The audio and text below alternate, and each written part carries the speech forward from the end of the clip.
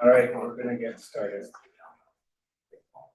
In accordance with the Open Public Meeting Act and state law, be advised that the notice of this meeting was made as required by law and that this meeting would take place at the Milburn Education Center at 7 p.m. on July 29th, 2026.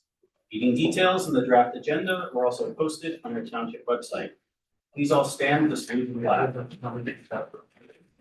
Allegiance to the flag of the United States of America and to the republic for which it stands, one nation, under God, indivisible, with liberty and justice for all. Roll call, please. Mr. Cohen? Here. Mr. Cosgrove? Here. Mr. Ceruto? Here. Mr. Stoller? Present. Mayor Sacamandi? Here. Thank you. All right, Attorney Cantor, we received some questions about the notice requirements for tonight's meeting. Please address this matter. Yes, thank you, Mayor. Good evening, everyone. So this is in response to some emails that were received by the township, the clerk's office, and some online comments about the noticing of tonight's meeting. So before the township committee proceeds with tonight's meeting, I would like to address several questions that have been raised concerning notice of this meeting under the New Jersey Open Public Meetings Act, better known as OPMA, which is NJSA 10:4-6 through 10:4-21. I'm making this statement because there appears to be some confusion among members of the public regarding the requirements of OPMA, particularly the distinction between a properly noticed special meeting and an emergency meeting.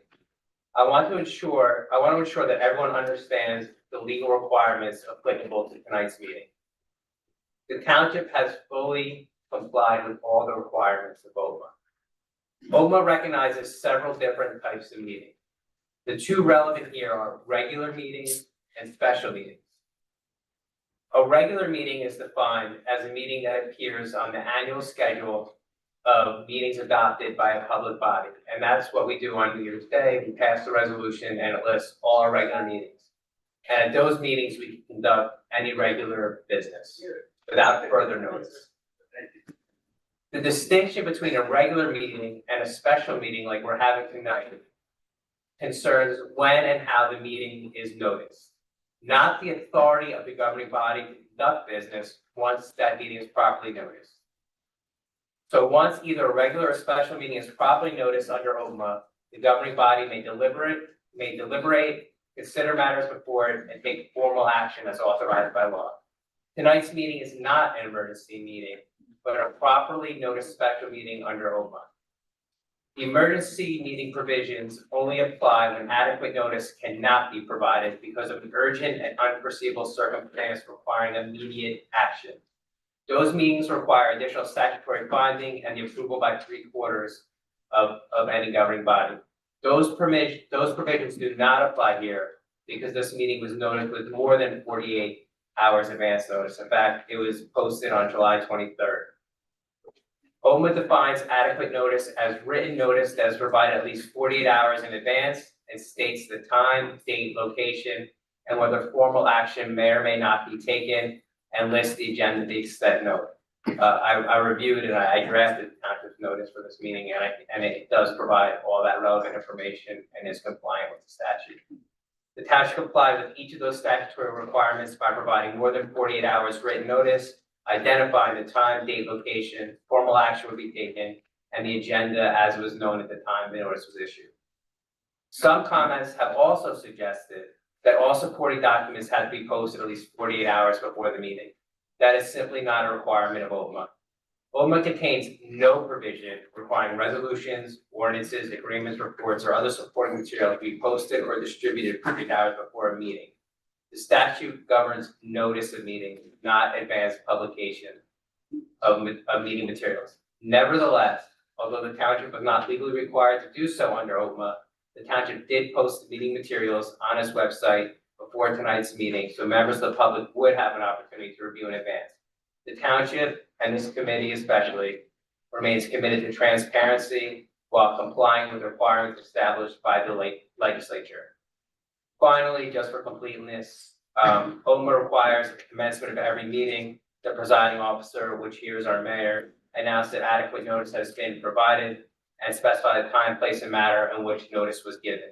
This statement is made in furtherance of that statutory requirement and to clarify the legal basis for tonight's meeting, and the mayor gave that statement at the onset of this meeting.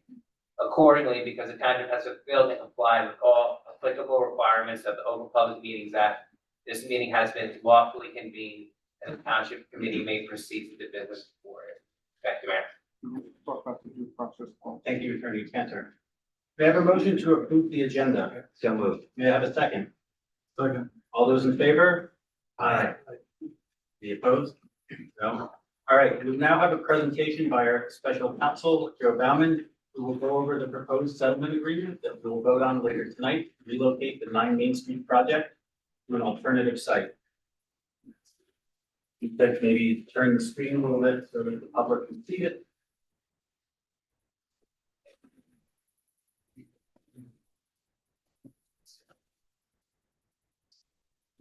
Joe, the floor is yours. Mayor.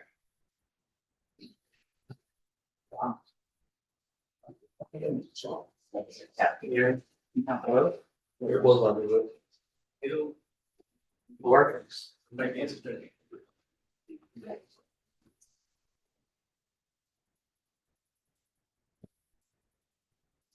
All right, thank you.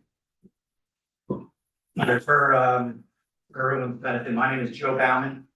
I'm with the law firm of McManaman, Scotland and Bowen. I'm joined with my partner, Jess Almeida. Our firm was retained a couple of years ago for the purpose of assisting the township with, at that time, the ongoing dispute related to 9 Main Street.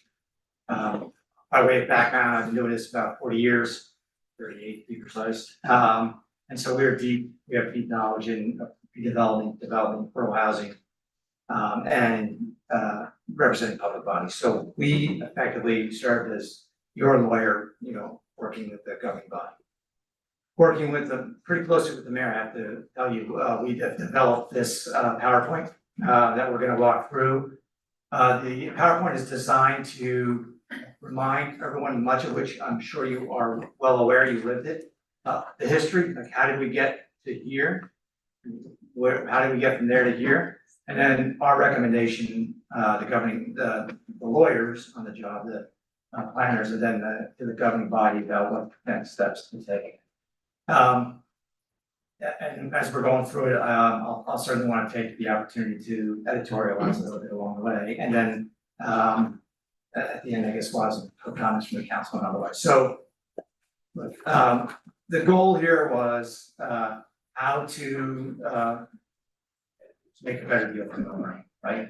And so what's always important is to understand, so Milburn is a corporation, right? So prior governing bodies bind that corporation. And so now the new governing body comes in and they now speak for the corporation, but the corporation continues to exist and the corporation engaged in a process and undertook agreements that bound it.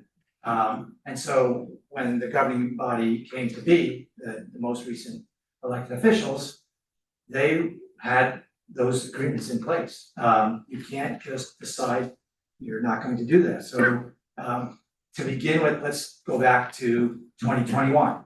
So what is the project that was originally agreed to? 75 units, 100% affordable. So everybody in that unit would be an affordable housing family that qualified. Township sponsored, typical of a 100% affordable. The township agreed that to the extent that the project cannot pay for itself, which affordable projects never can, the township agreed that they would fund the gap. The gap is an important number that you're going to hear about. You probably recall it from back then. It doesn't go away in the New Deal, but that was an obligation the township took on in 2029. We're going to sponsor the project and do everything that goes with that, give you free land and fund a gap in your financing. And then the last component was it was going to be built on the DPW site. Everyone's familiar with the site in Milburn. Kane become familiar with the site in Milburn. Not an ideal site, right? Not an ideal site for a resident. As you know, the DPW site is where the salt dome is, the vehicle fueling stations, the snowplow fleet, the resident bulk waste, the recycling drop off. And when that agreement was first signed, the parties admitted that they weren't really sure if this was gonna be the right site. They weren't sure it would be feasible. The agreement was signed nonetheless, and we were off to the races, and Melbourne was off to the races to try and figure out how to make that site work, at the time not knowing where the DPW may go when the time came for it to leave the site so the project could get there. So give you a little sort of blow by blow through the next couple of years to come. So the settlement agreement is approved July 30th, 2021. Now we're bound. We're bound to move forward with this agreement. RPM is the conditional developer, February 2022. Planning board adopts the housing fair share plan, July 2022. March of 2023, resolution 23-085. We agreed to fund the Main Street redevelopment plan. April, there's a compliance hearing. The township tells the court the DPW is realistic for affordable housing. May 23, conditional judgment of compliance entered, and then the plan, June of 2023, is adopted, memorializing the zoning for this site.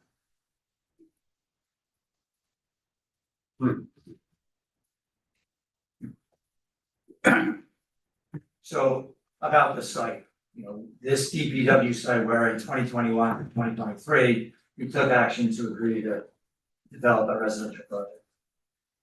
On that site, roughly 2,300 cubic yards of soil, 10 underground storage tanks and 5 municipal properties were spread as subgrade, capped at 5 inches of asphalt. It was DEP classified at the time as a ID 27 industrial waste. Petroleum hydrocarbons, look, it was dirty, right? It's a dirties, as we think about it. Although the DEP approved the use of the material to raise the grade of the site, these compounds at the time they approved it, they exceed the current NJDEP standards. So while when it was done, it was okay. It isn't under today's standards. And the contamination is site-wide. It's not in a single identifiable space or easy to remove. It's across the site, and in the end, the solution to solving that problem is to dig it up and remove it. Not a cheap exercise, as you might imagine. Digging it up and then properly disposing of it at a facility that takes that kind of dirt. And there was a stigma attached that was identified by the folks, this current council, a lot of people in the public. We're going to put the affordable housing families at the DPW dump. Clearly not an ideal narrative about where we want to put our affordable housing families. So that site identified a number of critical issues that were going to had to be resolved as a part of that, and what's made it not a proper site for us. First place, we're going to remediate it. Now the numbers are a big range, $3 to $9 million, but it was a number. But it was at least $3 million number. Once we got in there, it could have been a lot more expensive. There's also the ongoing risk. You remediate the site, you still have the possibility that plaintiff's attorneys, years to come, people get sick at the site. Someone looks back and says, "Oh, it's because it wasn't properly remediated." So there's this ongoing exposure for lawsuits because people are now living at that site. What happens if someone gets sick? And we're seeing it all over New Jersey, most recently here following Keyboard, and not even at the site's an adjacent dump, where now Keyboard is identifying cancer clusters, right? That the dump was presumably closed properly. So it never doesn't become an issue. The project was 100% affordable. Now, back in the day, that was pretty common, but now everyone understands that the better affordable housing project includes market and affordable housing in the same facility.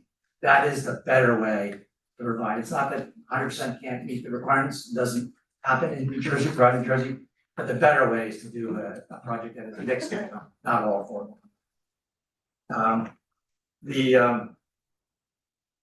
I was sort of surprised to learn this as I listened up, but there was no plan for where the DPW might go. Millburn is not, doesn't have a lot of vacant land. So at the time, and then not only when the agreement is signed, but for 2 years ongoing. I don't think a plan was ever actually developed, so where will the DPW go? Once we had to turn on this line, which we would have had to do eventually, whether or not we found a DPW site. There's a floodplain, to enter and exit the facility, and then because it's 100% affordable, the pilot revenue was limited by definition across all affordable housing. The pilot payments are generally driven by what FHA requires, 6.28% of the gross revenues. When you have 100% affordable housing, it's a fairly low number. So I think, objectively, this was not for development for affordable housing, 100% affordable housing project, but Milburn had already agreed to do it. In spring of 2022, the residents speak out. I guess there was a petition, over 2,000 signatures objecting to the project. Continuing through the summer of 22, strong public opposition. In January 2nd of 2024, new council members are sworn in, running on a platform to terminate the development on DPW for the affordable housing project.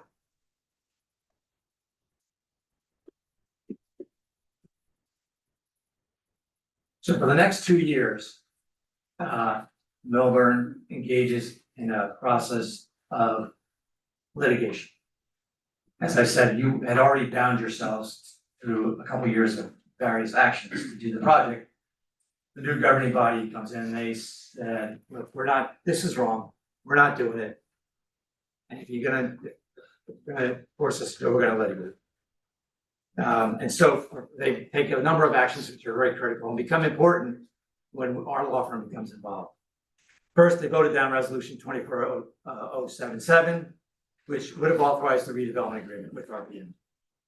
They de-designated the DPW site as an area in need of redevelopment and rejected the redevelopment agreement.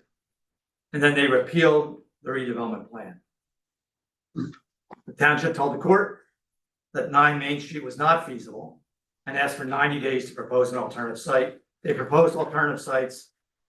Nevertheless, the RPM moved to enforce the settlement on their terms, and the lawsuits continued.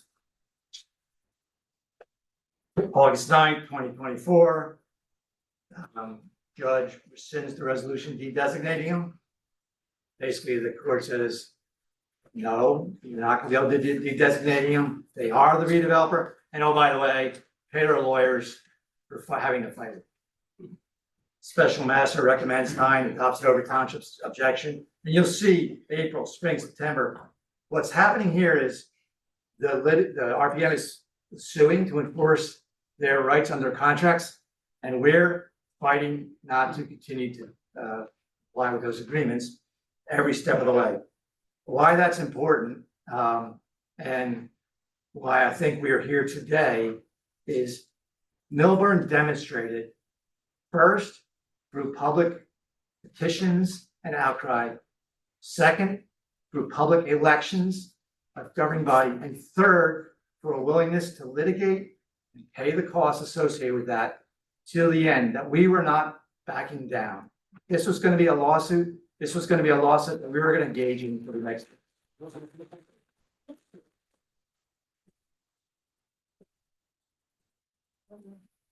So why that's important, and Councilman may share this story, but when I was called the year before to help, we interviewed the government, and I said, I don't think I can help you.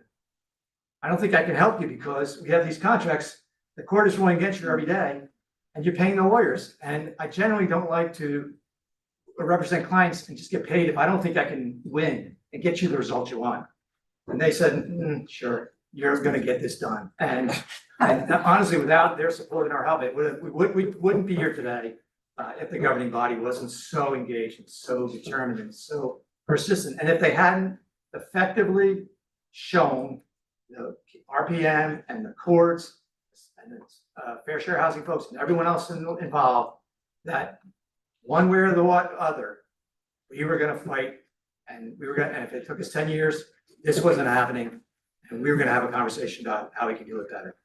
We're not gonna have a conversation about not doing it all, because we understood that we had a constitutional obligation and we had contracts. But we were gonna have a conversation about how do we do it better? How do we do it better? Not can't, not won't, because that was not an option to us.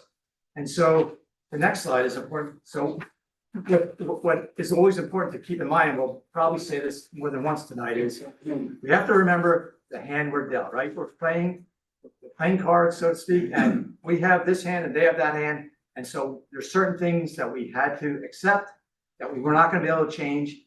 But the most fundamental things that were most important to us, we were gonna move the needle on. And I think you'll hopefully see as we go through the, where we end up today and the agreement in front of the governing body today, that we made changes we needed to make, but we still had to accept some of the requirements that we may not have liked to have had to accept, but we were already agreed to. So the realities of the situation that we began with. 75 affordable housing units had to be built. We were not gonna have 74, we were not gonna have 72, they probably wanted 90, 75. That was gonna be the number of affordable housing. We had to sponsor it. We were not gonna be able to walk away from the $20 million obligation to sponsor it we made in 2021. That was never going to happen. We were gonna have to be the sponsor. This is where the governing body drew the line in the sand, and ultimately, RPM understood the wisdom of it. It had to be done in the downtown. It wasn't gonna happen on the DP70 site. That was wrong. That's the wrong place for it. If we're gonna do an affordable housing project, those folks need to live in the middle of our downtown, not sandwiched between a rail yard and a PSE&G facility, and on a former dump. So, and also RPM was our partner. Like that was also not gonna change. So those were, 3 of them were things that we had no choice about, and the 4th one was our non-starter. It had to be moved from the downtown. Just for clarification, the requirement for it to be downtown was actually in 2021 settlement agreement, so it wasn't our choice. It was mandated by the contract that was signed back in 2020. I should have said there, it wasn't gonna be the DPW, so the better way to correct it. Thank you. All right, so we developed a new idea. With the help of the mayor and the governor. There's a site at the corner of Essex Spring and Milburn Avenue that we thought could be an ideal location for an inclusionary mixed income, not just affordable housing project that also can have some retail. So a truly mixed use, mixed income project. It's the location of the Rimback site, which means nothing to me, I think it means something to everybody else. Steps from the downtown New Jersey Transit, a much better location than the site. And so after getting our ducks in the row, getting our plan of attack, so to speak, ready, we had our first meeting December 1, 2025. The mayor was there, Councilman Stoll was there, the professionals were there, we met with RPM. And we explained to them, you know, in no uncertain terms that the path going forward was litigation for 10 years or an alternative site. This is the alternative site. This is where we think it makes the most sense. This is where we want to have it happen.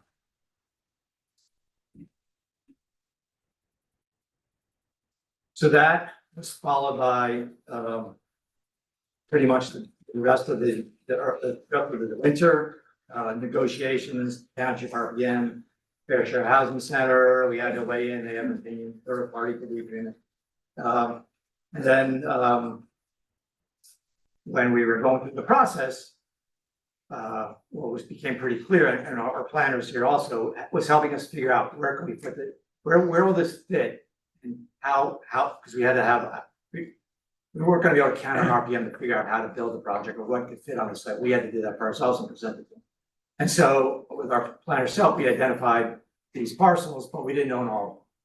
It was one that we didn't own, that we concluded we had to buy, because we needed a portion of it to do the project. And when we get to the end, you'll see how that piece of property comes to play. But as we're moving through the process with RPM, and I have to say that there was huge distrust on our side of RPM. And RPM, you might expect, had huge distrust of us. So along the way, we also wanted to demonstrate that this wasn't an effort to delay, that we were serious about the alternative site, serious about doing a real project. And part of the way we demonstrated that was we authorized the acquisition of the parcel that we needed to complete the project. And that became important for two reasons. One, it demonstrated to them that we were serious as a governing body. We were willing to put our money where our mouth is, get the property. And two, when we get to the terms of the agreement, we didn't want to have anything out of our control that could possibly cause us to not comply with the settlement agreement once it's done. And so if we had left it uncertain about our ability to own this land to complete the parcel, we would have put ourselves at risk for a third party not wanting to sell it to us, or for us to use some more extreme means to acquire it. And that was a risk that the governing body was not willing to take. So it had the two benefits of taking, not putting us at risk with a third party that we can't control, cooperating in our new project by selling us the land. And it also demonstrated to RPM that we were serious about undertaking this transaction.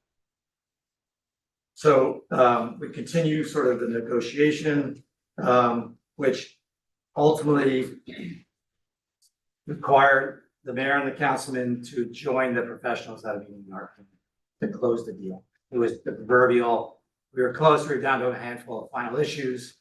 The councilman and the mayor had to get in the room with us, and they did look RPM in the face and say, look, this is the deal, we're ready to do it, we're serious about it, and have the principals meet and agree that, this was an effort for both of us to avoid years of litigation, move forward. And objectively, they understood that this is just a better project at the end of the day. This is a better solution. RPM would tell you too, I believe, that this is a better project than the one that they originally planned. So the new project, what's going to get built? So the new project is now 93 units, not 75. But the difference are market rate. So it's 75 affordable housing and 18 market rate. So it's a mixed income project. Again, remember the other one was 100% affordable, mixed income. It also has ground floor commercial. So it's mixed use, consistent with a downtown smart growth project, right? People living, people shopping. It's right next to town hall. It's in the perfect location, not too far from mass transit. It is an ideal location for people to live, as opposed to the dump. So what do we think we saw with the alternative project? So the new site has no known contamination history. We are doing phase 1 and phase 2, as we don't expect to find anything. We know what the prior uses were. So unlike the prior site, it's expected to be a clean site. There's nothing to disturb because it's clean, so we don't have to worry about it. Like RPM, when they were digging out the foundation, they would have to dig out the contaminated soil. We hadn't moved it already. We are not building on a contaminated site, so that risk I talked about, future residents filing lawsuits, cancer cluster in Keyport, not an issue on this site. It addresses the stigma of having our affordable families living at the dump. It's mixed income and mixed use. So it is both the market rates and affordable. Importantly, and this is the multi-million-dollar benefit, it doesn't require us to relocate our DPW to where we don't know anyway. Now it's not, it stays where it is, which is honestly where it walls. It fronts on multiple streets. It just doesn't front on one, so there's it fronts on more streets. And because it has an affordable, a non-affordable, and market rate component, it also is ultimately going to be paying more rates, more pilots than the other pilots. So it's more money every year going forward for the next 3 years. So when we're going through this process, we engage our professional team, and for the Milburn, we engaged the firm Acacia. Acacia is our financial advisor. Acacia was advising us every step of the way on the financial impact, the numbers, to make sure that we're all aligned on what the project will likely cost. The municipal gap funding, so the municipal gap funding, and that's the subject of the bond ordinance for today. Was happening in either case, right? As I said before, we are sponsoring this project. It means we're giving the land for free, and we're also gonna fund any gap. The current estimate of the original gap for the 10% contingency brought the dollars forward was about $20,780,000. We're now at $21,800,000. So the numbers are pretty close. I will tell you that everyone expects it to be less. And why do we all expect it to be less? Because this is the number in the agreement that we're promising RPM to adopt the bond ordinance for and have ready for them when we need it. You can rest assured, and we know because we proved out the numbers, that they made sure that that was the highest.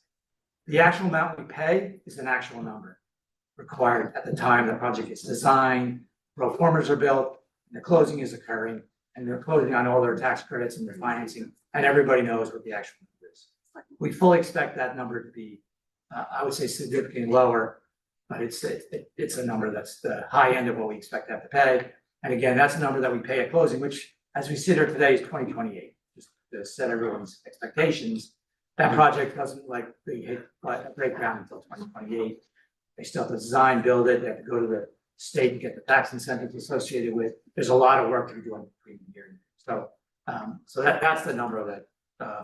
So the difference is, let's say the gap is not that different at the end of the day between. As part of this project, when we went in, we used a hammer and a carrot.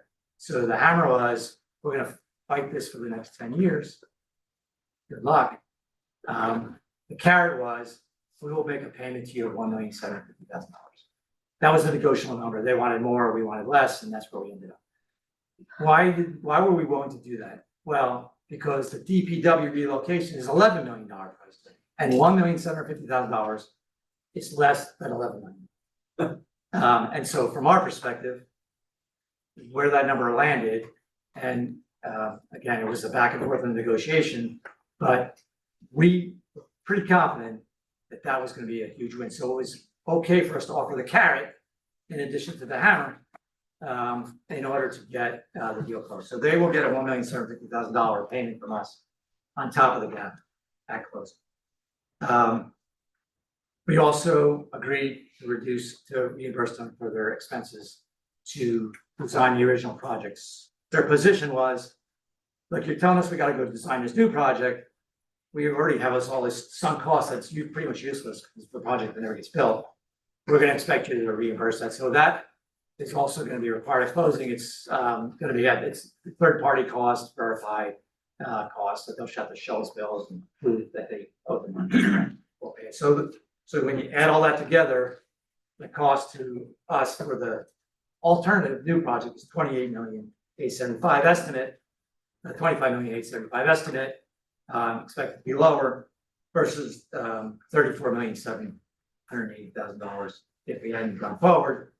The big difference being relocating DPW and remediating. Again, this is the three. You remember I said 3 to 10. We used 3 in this pro forma. But the new project is millions of dollars less.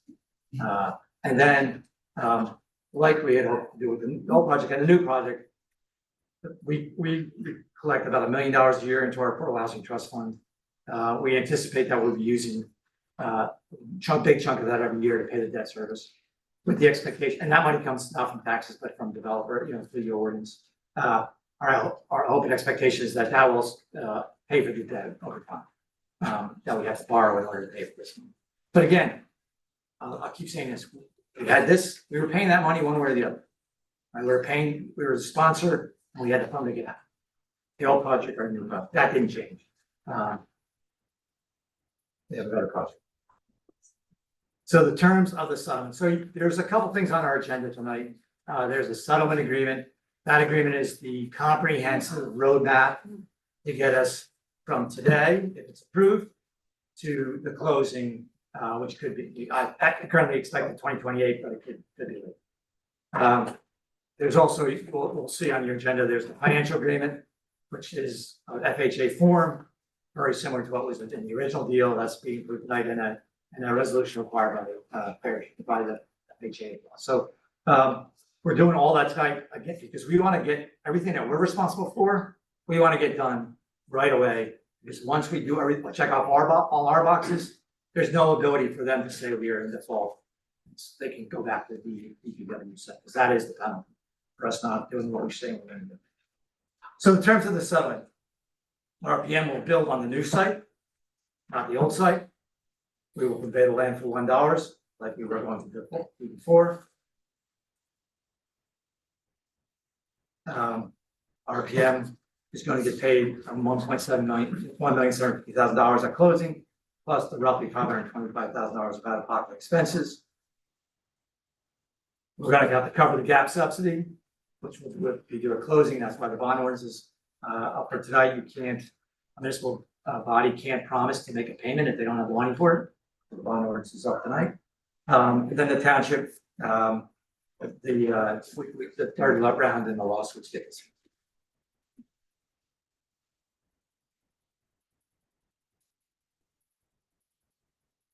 So what will happen for next is we're gonna do an escrow account. So in these situations, there's a bunch of things that are gonna have to happen over time. They get put with a third party escrow account, the title company or someone similar. And in our escrow account, we're gonna put mutual releases that'll be given the deeds to the properties to be released, $1,750,000, which we have available already. We'll have to go into that escrow account. So that money will sit in escrow, available in the event of one of two things happening. One, we default, we don't do what we said we're gonna do, which most of it we expect to get done by September 1st. So we'll know in September whether we did everything we're supposed to do. Or two, we do the alternative project, which is what everyone fully expects is gonna happen. And in that case, the money will do. If the township defaults, there's a cure period, but our most important things we have to do are, we need to adopt a new redevelopment plan for this area. That redevelopment plan has been negotiated with the developer, it's attached in the exhibit. And that was important that we attached the critical documents because we didn't want to leave up to chance future negotiations. So this settlement agreement took as long as it did because the redevelopment plan that we're going to send to the planning board tonight is an exhibit to this redevelopment. We didn't want to risk having a debate or a negotiation over what should be in that plan. So tonight we will send the redevelopment plan to the planning board for their comment. They'll come back. We expect that to happen on September. The financial agreement, we want to get done right away, right? We don't want to put that up to chance and have money. That'll get done. The only thing that we're going to leave to do is planning board will have to review the plan and comment on it, determine if it's consistent with the master plan. Our planners think it is. The planning board will refer it back to us, and then the governing body will adopt an ordinance, and then the plan is in place. That same night, we expect to adopt the redevelopment agreement. The redevelopment agreement is very similar to the one from the DPW. Also, as part of this, we're not trying to reinvent things that we agreed to before, but that agreement is exhibit. And while it may change a little bit between now and then, it's substantively done. So that also doesn't have to get negotiated going forward. So on the night when we adopt the plan, we're going to also redevelopment. As once those things happen, the financial agreement's done, the redevelopment plan's in place, the redevelopment agreement signed, the governing body will have completed all of our tasks. And now they're going to the planning board with an as-of-right application. And the planning board will do what the planning board is required to do and review the application, traffic studies, everything that a planning board has to do, they're still going to be expected to do, but the redevelopment plan will be in place. So the expectation is that application to the planning board will be an as-of-right application, same as DPW, by the way. But the planning board, again, will do their own due diligence that they always do for any site plan. The site plan process isn't changed, has to go forward. But we will have achieved all the areas where we think we could be in the fall, will be completed by September. And that is in part because we've agreed on everything substantively with the developer already. In the meantime, the lawsuit is held in advance. While we're doing all this, we have to get this blessed. The lawsuit. Well, we have to get it blessed. Yeah, so while we're doing all this, we have to go to the court, we have to get the court to bless this, but we fully expect they will, all the parties are on board. We will most likely have done everything we need to do before we actually finally have the final. Yeah, we'll have a fairness hearing, on this disagreement will require a fairness hearing at the original settlement agreement. We're even before the court on August 12th, unless it goes adjourned for our court run compliance hearing. And at that time, we present this to the court and ask the court to schedule a fairness hearing to be on notice to the public. And round three. It'll be round 3 fairness hearing, so it'll be under the rules of round 3. So what are we doing tonight? So we're gonna authorize the execution of the global settlement agreement. RPM has already signed it.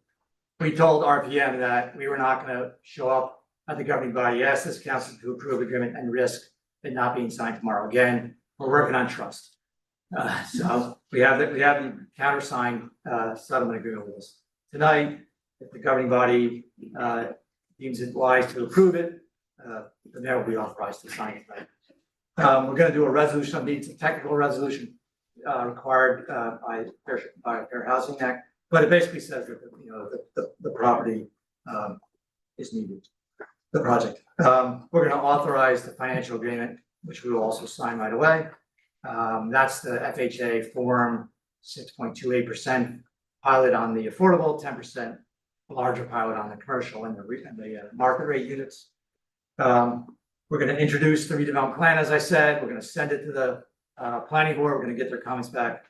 Again, I'm losing the right date, September 1, where we hope to have it back and we would adopt the plan. And then we're gonna introduce the bond ordinance. The bond ordinance is also a critical component, because we need to have the funds in 2018 when we finally require it.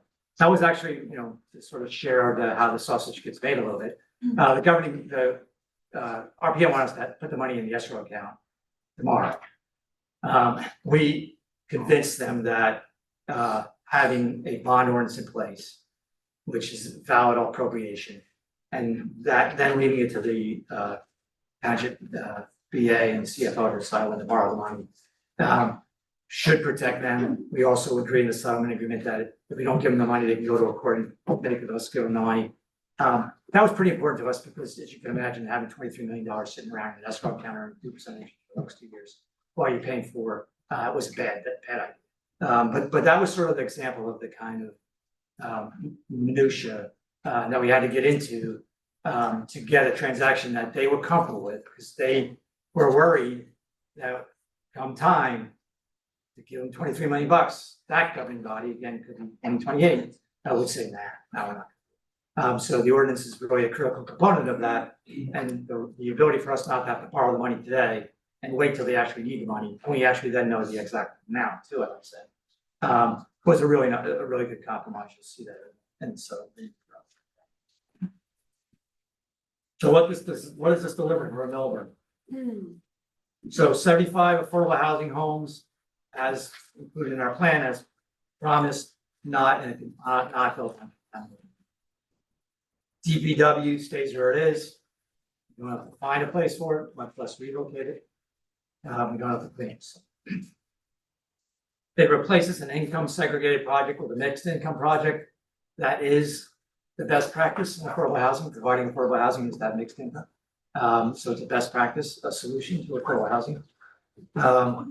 It also generates revenues from the property that will be in excess of what we've otherwise got, because it does have a market rate component, it does have retail.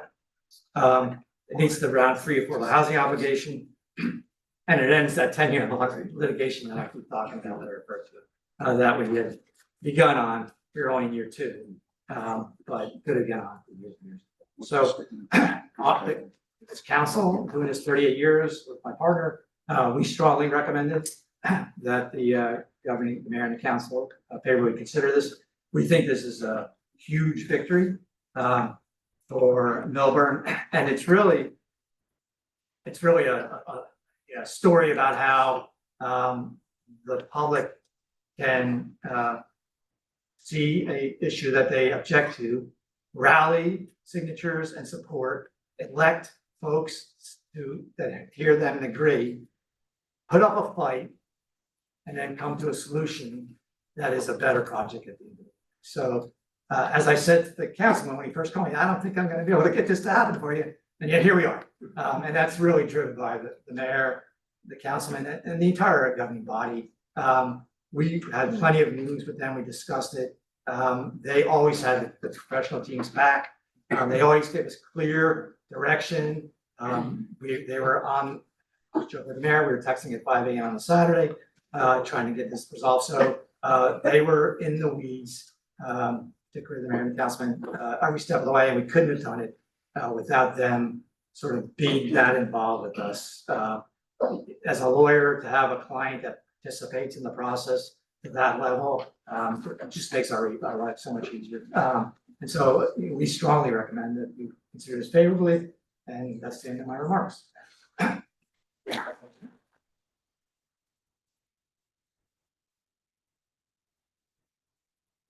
a few questions and then I assume others are thinking.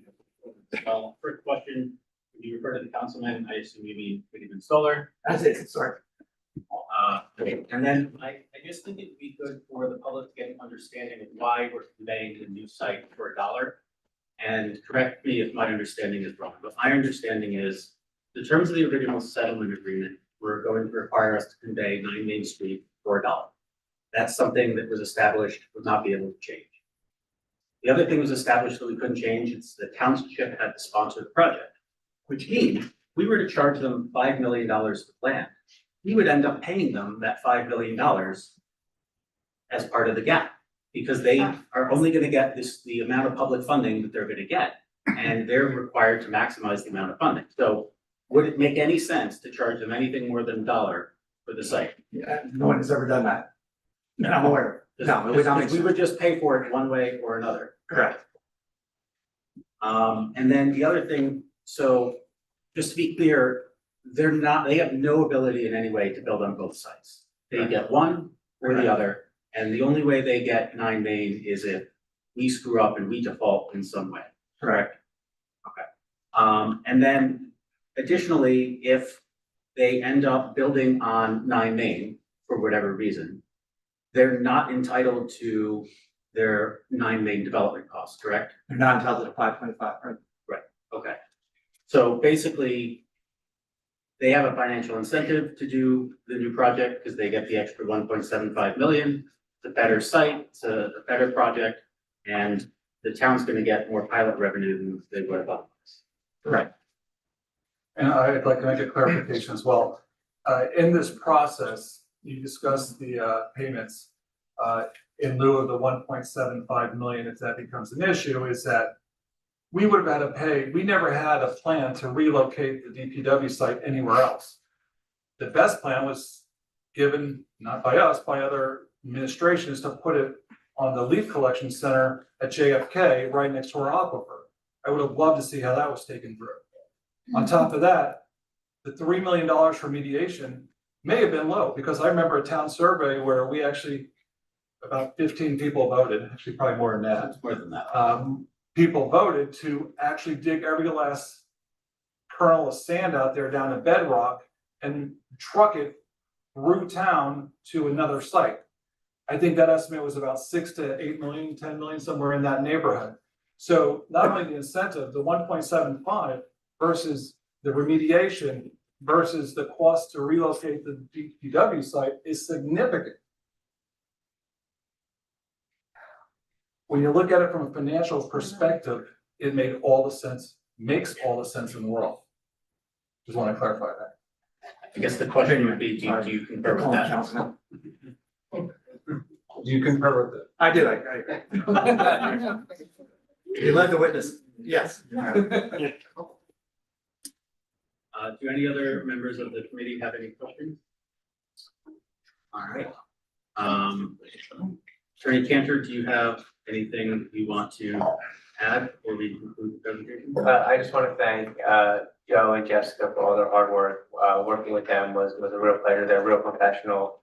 The knowledge that they bring to this particular field and in general in their firm, they really stepped up here. It was again a privilege. I think the committee made a great decision in hiring Joe and Jessica, and they were there for the mayor at 5 a.m.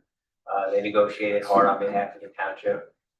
They weren't just doing a job, you could tell they really got involved, and that's what you need lawyers to do. They weren't just doing a job, they were trying to win for the township.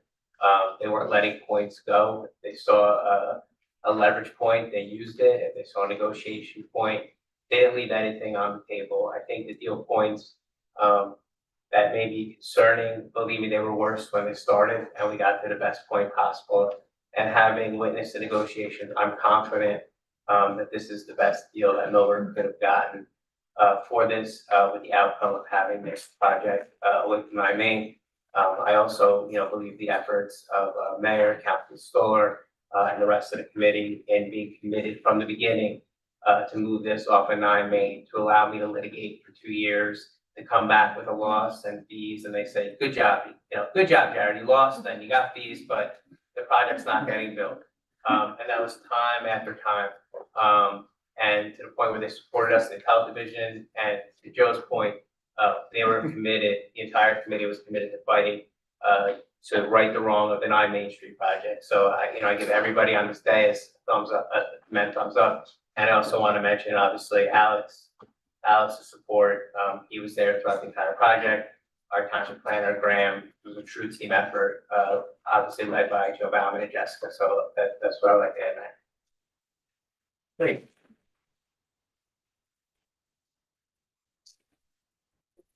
So before we begin public comment, I just want to address something directly, because I expect it'll come up tonight. We would all have preferred to have had all of the settlement documents we released yesterday in residents' hands sooner. But indulge me for a moment while I explain why that wasn't possible. This is a three-party agreement. Until yesterday, some language in the settlement was still being finalized amongst the township, RPM, and Fair Share Housing. Our council advised us not to release a settlement to the public while it was still changing, and that was sound advice. Handing a draft to a resident that isn't agreed upon doesn't inform them. It'll merely confuse and misinform them. What we did do was tell you what we had as soon as we had it. We announced the framework of this settlement publicly at our July 14th meeting. Tapinto reported on it within days.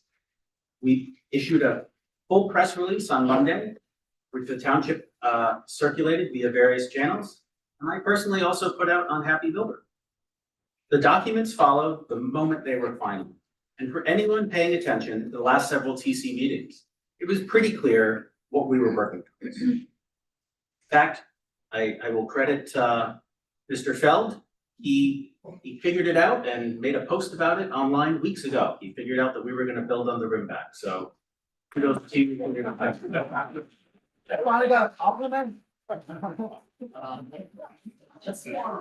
So we're meeting and voting on the settlement tonight. They're suing them.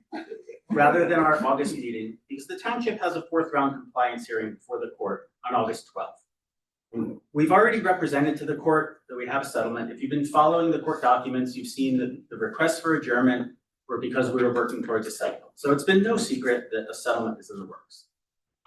And showing up to court on the 12th without a fully executed settlement document in hand could put our 4th round compliance at risk. And we're not willing to do that. One of the things that I think they forgot to mention is RPM, even though they shouldn't have been allowed to, because they were round 3 only, they were able to insert themselves in our round 4 compliance process. And we asked the judge to not allow that, and the judge said, no. I want to see what they have to say, and I feel that it's relevant that, you haven't built what you said you were going to build. So, like it or not, we were stuck with RPM in our 4th round compliance. And one of the things that is going to be happening with this is they're going to have to support us in court with this alternative project, and that will hopefully allow our 4th round compliance hearing to go well, and for us to get compliance and immunity for the next 10 years. But I'd like to ask residents to compare this process to the one that produced a deal that we're here to clean up. In 2021, the Affordable Housing Settlement Agreement was not made public until after the Township Committee had already voted on it. Residents did not get to comment until after the final decision had been made. This is not how this administration operates. Tonight, we gave a detailed presentation of the settlement, And soon, we will have public comment before we take any official action. Finally, the ordinances that accompany this settlement come back for public hearing at our future meetings. So you will not only be heard tonight, you will also have an opportunity to be heard again at the second reading of the ordinances that we're introducing tonight. So with all that out of the way, we will now have public comment. When invited to speak, to offer your comments, please come to the lectern, clearly state your name and whether you are a Milburn resident and/or property or business owner. Please do not provide your full address, seeing as our meetings are recorded and are readily available to the public. To help facilitate an orderly meeting and permit all to be heard, speakers shall limit their comments to 1 3-minute session. You will be prompted when there is 30 seconds remaining. A reminder, this is not a time for dialogue or to debate a matter. This is a time during our business meeting for the public to offer comments. I now open the public comment period.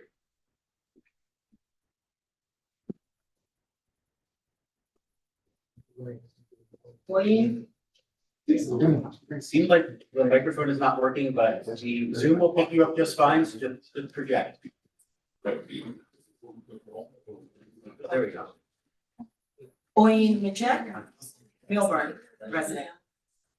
Good evening, Mayor Sakamani, members of the Township Committee, and my fellow Milburn residents. Tonight feels like a real victory for our town. And I want to congratulate this governing body for delivering a solution that protects our community and honors our veterans. Many of us fought hard against the plan to build a 100% income segregated affordable housing development on the DPW side, which is the town done. We weren't trying to block affordable housing. We were trying to protect the people who will live there. I am one of those people who fought hard for this. That land is contaminated. It floods. It sits next to rail lines and utility substation. And right next to our middle school. It was never safe or dignified place to put families. And now, with the recent statewide reporting showing how toxins linger for decades on former industrial and landfill sites, we know our concerns were not only valid, they were real. Milburn's decision to remove residential development from the DPW site is not just smart, it is protective. It shields future tenants from exposure, it shields us taxpayers from liability, and it shields our town from making a mistake that could have harmed people for generations. I say the new mixed-use development downtown fulfills our affordable housing obligation in a way that is responsible. It integrates all of us together. This leadership is listening. This is doing the right thing. So I want to personally congratulate Mayor Sakamandi, Committeeman Stoller, and every member of this committee who stood firm, asked hard questions, and refused to settle for a plan that didn't protect our town. You fought for public health, you fought for fiscal responsibility, and you fought for the future of Milburn. Tonight, Milburn proves that we can meet our affordable housing obligations without sacrificing safety, integrity, or well-being of the people who need housing the most. This is a win for public health, not just for Milburn, and a win for environmental justice. As a clinical trial operations manager, I deal with cancer patients all the time. And thank you for choosing the path that keeps Milburn safe, strong, and equitable for generations to come. Thank you.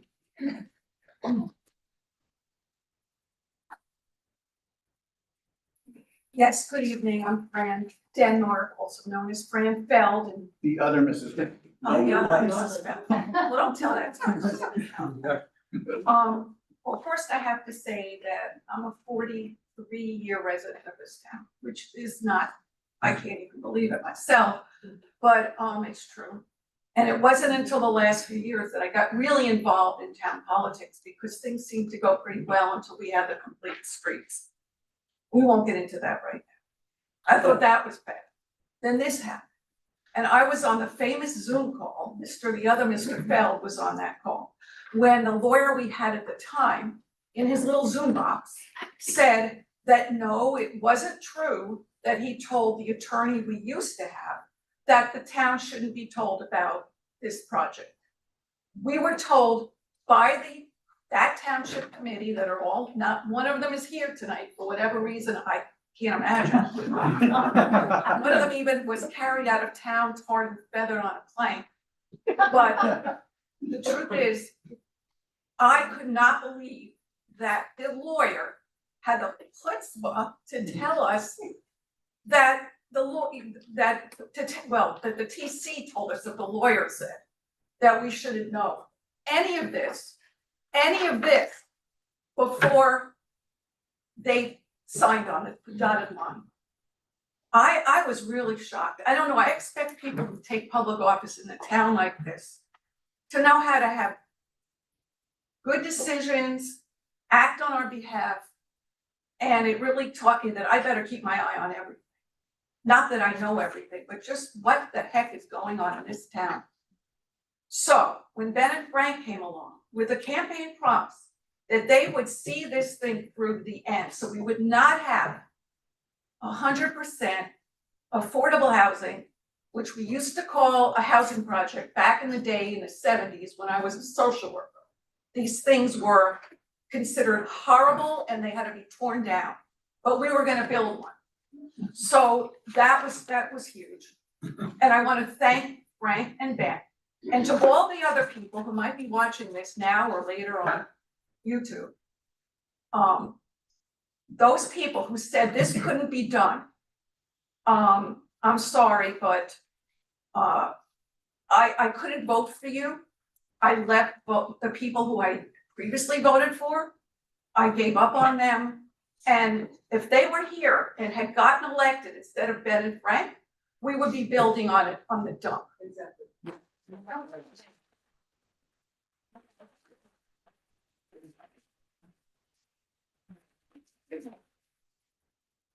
My name is Fred Lieberberg and I live in Short Hills. I just have three brief comments. Number one, the settlement vote tonight feels rushed, fait accompli. It was announced on July 27th, and 2 days later, it is up for a vote without adequate discussion and review by the township citizenry and other key organizations.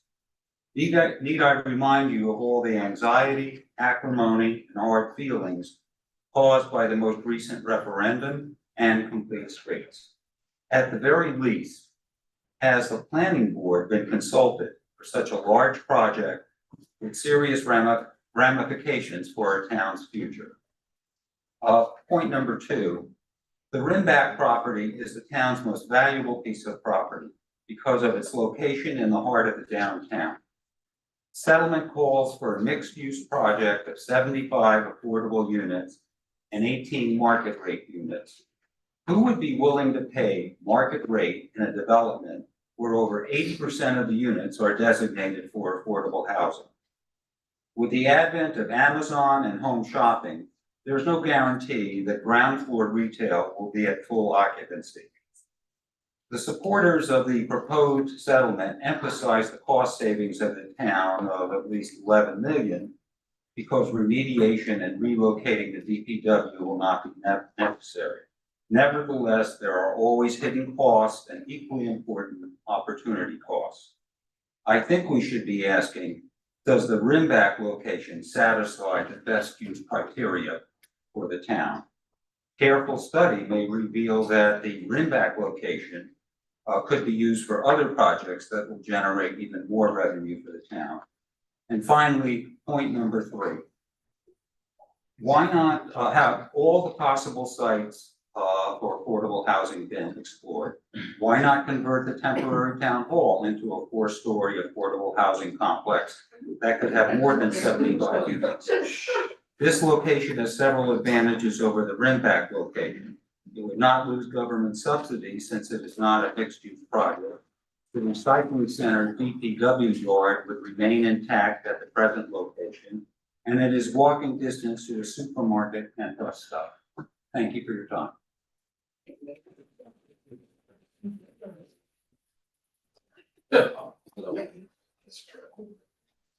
Good evening, everyone. Venkat Bala, President of Melbourne. Hope you can hear me. I would like to thank the leadership of our Mayor Frank, as well as Councilman Pause the clock. Use your outside voice.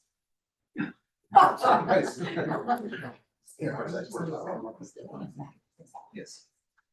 The leadership of our mayor, Frank, as well as Councilman Ben and Jamie for considering the people's voice in this redevelopment project. And most importantly, putting the we the people in front of all these development and negotiation with RPM. I know for a fact that it's been a ongoing process and we do need affordable housing. And we have been able to meet that by maintaining the safety and environmental standards and not relocating the dump. I would like to thank our leadership of the Township Council and most importantly, your patience and perseverance has paid off. Kudos to you and your team. Thank you. Good evening, David Bradford, I live in Short Hills. First of all, I'd like to thank the committee members for all the hard work in this, for listening to the community. And now having seen the presentation and understanding all of the constraints you were dealing with the judge, the agreement, the RPM and all that, this looks like a pretty darn good deal and probably yeah, would I have preferred that they not use this site? Of course, but given the constraints we were dealing with, I think we had to, I think that's as good as we're gonna get. Given those things, I did have a couple of questions and these may be answered in the larger document. Forgive me if they are. How many stories is this project? 4 stories? The $21.85 million that's listed as the gap, is that a cap? Was that an estimate? That's an estimate, it could be higher. What is the process to make sure that we keep a lid on that, keep control of that so it doesn't go wild? We're gonna answer all the questions after public comment. Okay. And well, I'm not sure I put the third question out there. Yeah. Once this goes through the planning board and comes back to the town council, whatever's approved at that point will be done as of right. There won't be further variances or that sort of stuff. So, put that on the record. Thank you. Eric Osserman, Short Hills resident, stated by cynical, skeptical, apathetic residents, hundreds of them, when we approach them in town, at the dump, or at their home, all of them resigned to defeat. Here's what they said. Isn't the dump a done deal? We have to build affordable housing, don't we? Lots of properties have been remediated. So can this one. Litigation will cost too much. No New Jersey town has ever won a litigation like this. We are viewed as a rich town. What court is going to want to help us? Now, let's look at the excuses from Township Committee members, all 5 of them Democrats, who served and voted unanimously for the dump site as part of the settlement agreement in 2021 before Republicans Ben and Frank were elected. I point out parties because the town said last month, thanks to Democrats' deceptive campaigning, that the town wants to know which team you play for. Here were the excuses from Democrats on the 2021 settlement agreement. We had 2 weeks to negotiate. This was the best we could do. Some said we were forced into the deal. We had no choice. Finally, in unison, they chimed. We got into this mess because Republicans kicked the can down the road for too long. What a smoldering heap of bovine defecation. Ben and Frank's achievements don't just happen. The accomplished settlement announced this week wasn't obvious or preordained. We needed to elect talented, dedicated officials to bring us and believe in this result. TC members who could negotiate sophisticated deals not transportation planners, not PR agents, and certainly not residential real estate brokers. Real thinkers who had negotiated highly complex transactions in their business. That's Frank and that's Ben. In addition, we had to overcome all the negativity in town, all the doubters, skeptics, opponents, to bring this unprecedented settlement to you as residents. Next time Ben and Frank and their supporters knock on your door, approach you in town, bring literature to you to educate you, absorb it, believe it, discard or ignore it at your peril. To all those who voted for Ben and Frank 3 years ago, thank you. To the rest of you who couldn't bring yourselves to vote Republican, November brings you a chance to change, to vote for Ben and Frank out of gratitude. If I may, certainly can bring up any comment, and you can certainly address what committeemen you would like to thank for their efforts, but there is to be no electioneering, no talk about the November election at this meeting. It's not appropriate at a public meeting. Sir, you're out of order, and it's against the rules, and you knew that when you stood up there. My name is Eric Seaman. I'm a Short Hills resident. I've been a Short Hills resident for over 20 years. As proof of that, I'm wearing all my Michigan swag. I could fit right in. And, there we go blue. I have no written comments. I have no speech. I don't even think I'm going to take the 3 minutes. And I really doubt that I can match that energy level. Because I'll do something here. As I said, I really like it here. I've been in town for a while. I run in the 5K every year, whether it's the Investors Cup or the President's Cup. I run the 5K every year. And over the past 20 or so years, I've seen a number of things that have just reflected so well on the town.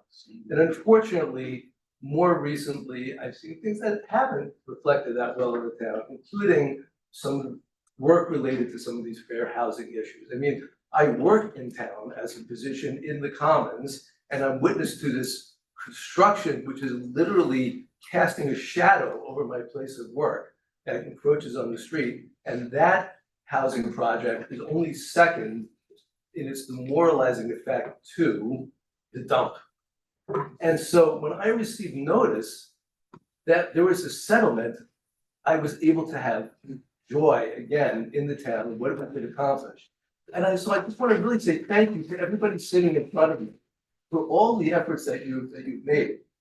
But more than that, now that we've gone through and walked through all these details, I have so much more respect for your perseverance, and obviously and particularly for Frank Saccomanni and Ben Stoller for your efforts. And it makes me so glad that I was able to support you previously, and I look forward to all your good work in time for it. That's all.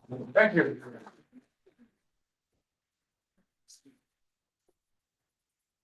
Thank you, Council, for reminding participants about decorum. That's all, Milburn resident.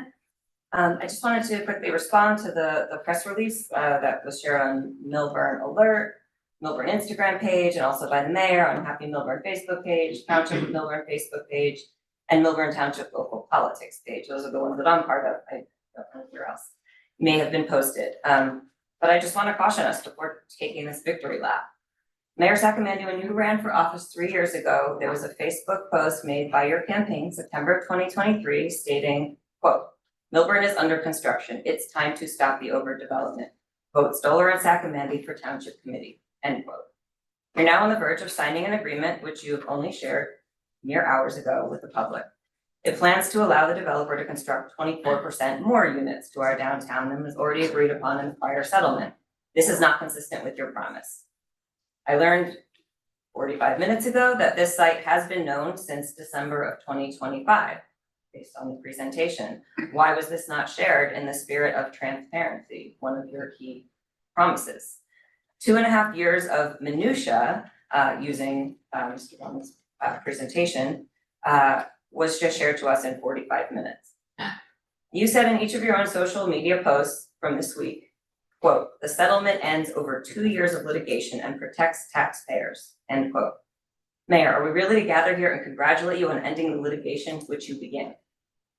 Your affordable housing landing page on the township website claims that the alternative proposed sites were to be on town-owned land. That was not the case because we just purchased the Palm Salon site for $1.75 million, another cost. The new housing site is at the heart of our downtown, making it likely one of the most valuable pieces of real estate in our township. This proposal now gives it away for mixed-use development, which means we lose the opportunity to leverage grant funds that could have otherwise been available if a 100% affordable building was constructed. I'm not saying the 9 Main Street was the better site, but I'm just saying the transparency and overdevelopment which you promised do not seem to be delivered here. There's a lot of unknowns. I wish we had been given the opportunity to engage in a process which involved the community members as promised. Thank you for your time.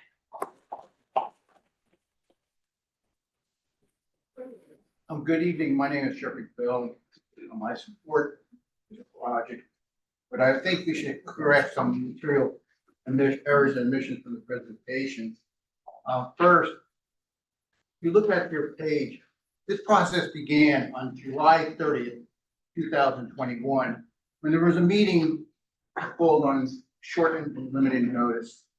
I was the only resident there who brought this to the attention of the public. It's outrageous that we don't disclose what happened after the meeting where it said this is going to be shut down because you violated our First Amendment rights, which we didn't discuss tonight, nor did we talk about the due process clause. We didn't mention what happened on September 17th, 2021, when Judge Gardner, at the first case management conference, shut down Attorney Falcon for attacking my professional character, integrity, and professional competence. You don't mention what happened on October 2022, when Governor Cody stood in front of the former township committee and said you broke the law by not allowing the public to have public comment. You didn't mention what also happened at the first conditional compliance hearing, which Judge Santamora, she got frustrated with me, who was the township at that time was fighting the motion from concerned Milburn residents to intervene in the matter. Vote the incumbents out if they caused the problem. We did.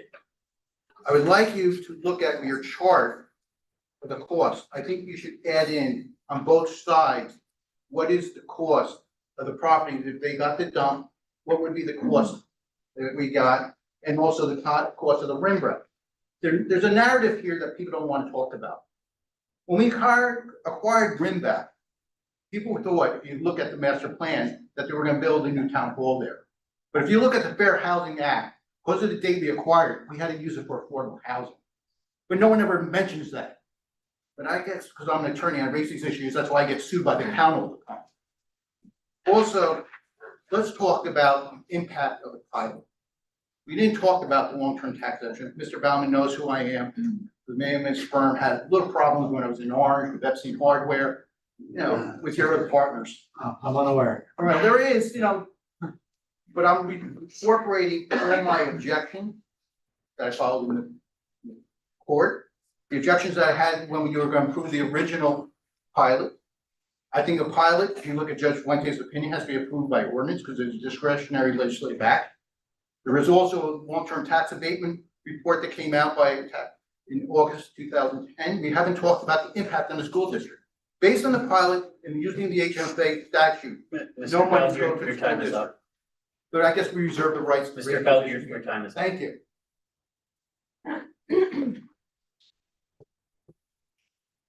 Hi, Carrie Strasburg. I live in town. I was so happy to come tonight because I just thought we were all gonna be happy and celebrating that the last 5 years of strife was over and that we seem to have miraculously negotiated a new and better deal for the town. But I guess a couple of people disagree. But I just wanted to come and congratulate you all. You know, a lot of us were in those meetings back in 2020 and 2021 and saw all the unpleasantness that followed. In that 5 years, most, if not all, I think of the people who voted for the settlement have either said they're sorry they voted that way, that there was a gun to their head, that they didn't understand what they were voting for, that they were misled by council. So I don't think we're gonna have any of that tonight, and maybe it's because I've seen y'all for the past couple of years, or, known you since you were 6, or whatever. But I just wanted to say thank you, and I really did hope that the town could kind of get into like a better place, and we all kind of had a great time on the 4th of July, and hypothetically, if anybody that wants to know when our Oktoberfest is, it's September 26th. It's just around the corner. If anybody would like to sponsor or donate or volunteer, we would love all of you. And then just one tiny last thing that always annoys me. Could we stop calling the recycling yard the dump? Because a lot of towns don't have a lovely recycling yard where you can bring your crap. And you have to like pay to get it like brought somewhere, and the guys there are like super nice. And I just moved from one part of town to another, and I used that place like a maniac for like months. So in the spirit of like, yay, happy Milburn, woohoo, and it's always a great day to be a Miller, let's just start calling it the yard again.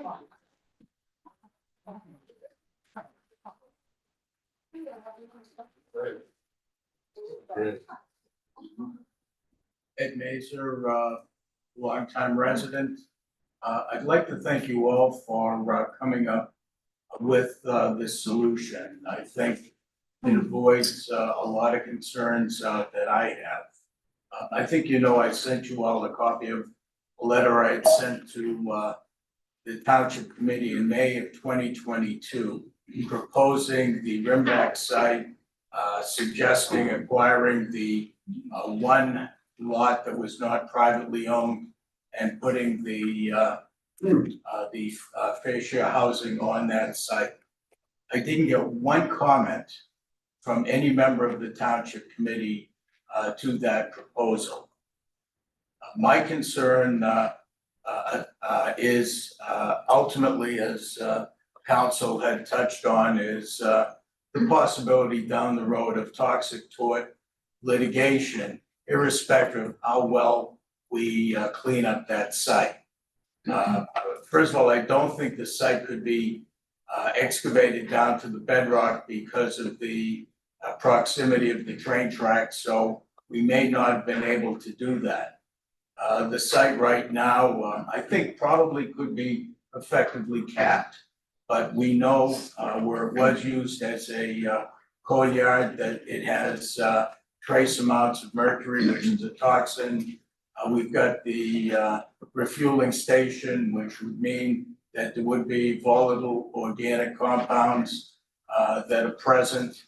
While it could be cleaned up well, I think at some point, somebody living in those apartments is going to develop some type of cancer, which could be linked, however remotely, to one of those toxins.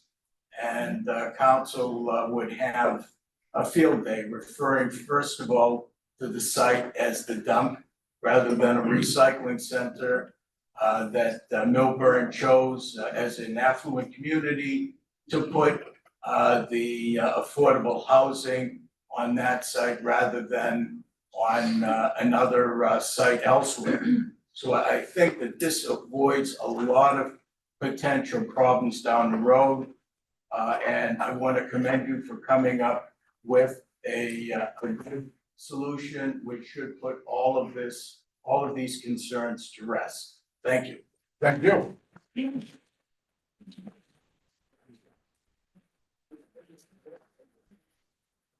Hi, Raj Pirasi, I live in the Wyoming part of Melbourne.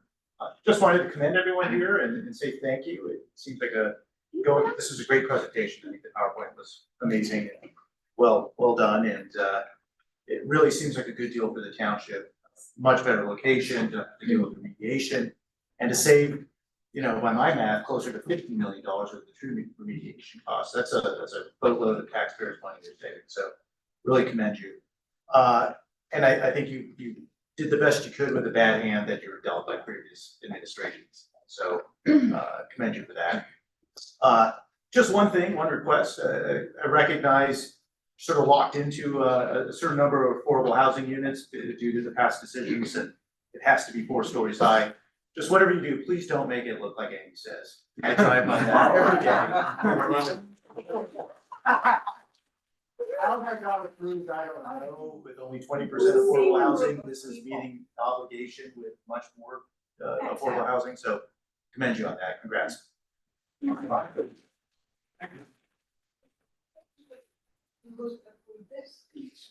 Hi, everyone. Regina Truitt. I live in Short Hills. Thank you for your service as usual. Just one brief question. I was doing a little research on the Rimbach building in terms of contaminants, which I know a lot of us are focused on. And I was wondering that when that building came down, there was news that there was asbestos in the building. So I'm wondering if you've looked into the asbestos that is possibly on the site, and also can you verify that are no other contaminants in the soil of this proposed project? And the other question would be, what is the school district going to do that any children may be going to? You can look at the district map. Okay, anyway, thank you, that's it.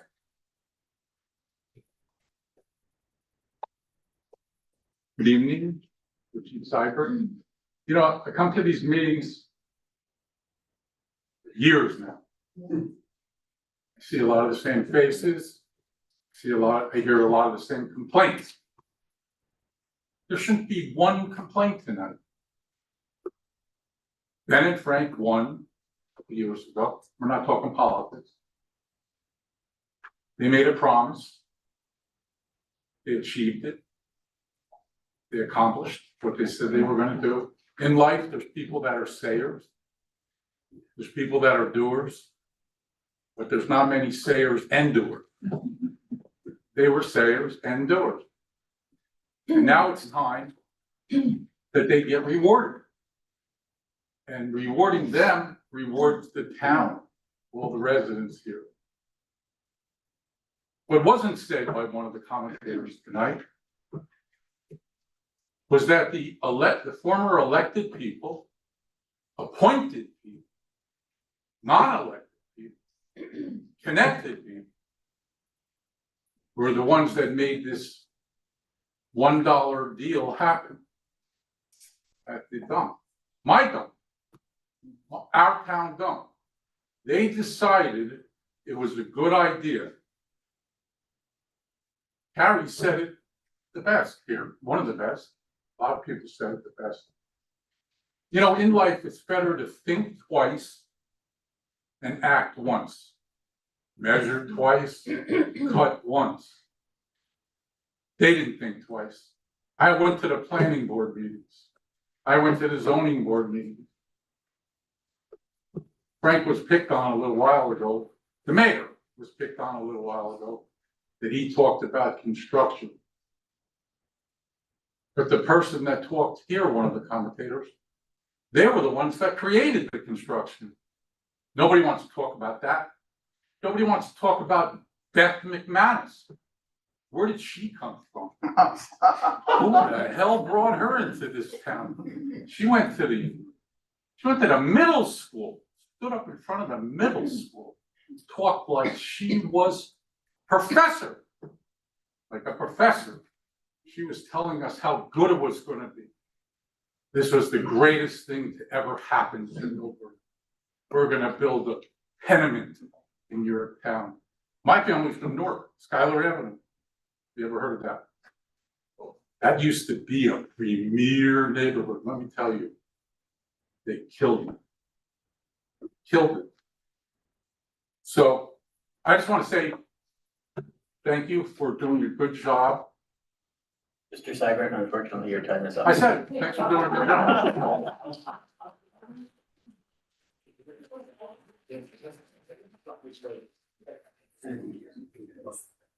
I actually have a question, Council. I've been told that I'm supposed to say, I heard your thing about no electioneering, and that's fine, but I'm told that I'm supposed to identify myself as a candidate. Is that true? You just did, but you don't have to. I appreciate it. I got a lot of grief the last time I spoke No, here. you actually, I would prefer that you not, but I think everybody's aware that you are a candidate, but you certainly can make any comment you like and comment on anyone up from the dais. We just can't ask people to vote for you if you like. I won't do that. Thank you, Councilman. My name is Bill Brazel. I live in South Mountain. 3 years ago, as some of you know, I actually endorsed Frank and Ben. I remember very well that they campaigned on one main plank: stop overdevelopment. I've got the ad right here. They said, stop radical overdevelopment and overcrowding. That was the main thing that they ran on. And here we are today with 18 more units than we would have had under the original plan. And perhaps most unsettling, while the developer would have put $2 million toward remediation under the first proposal, under this one, Millburn's taxpayers are entirely on the hook for any remediation that may be needed, and we have no idea how much that might be. We hear there isn't any, but no one has actually done the testing. So we don't know the answer to that. One of many unknowns with this project. But again, let's look at just the main fact. After promising for 3 years that you would stop, quote, radical overdevelopment and overcrowding, your main promise, you are now giving the town 18 more units than we would have had otherwise. I am not a mathematician, I was an English major, but even I know that 93 is greater than 75. The rest is noise.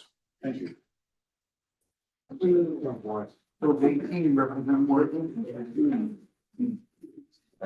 Jonathan Baxter, I'm a Short Hills resident for 13 years.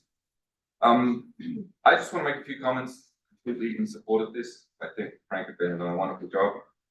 On the process, Mayor Sakamondi has already told us why this is a little bit rushed, but we did get a chance to speak on this, unlike the last time we decided.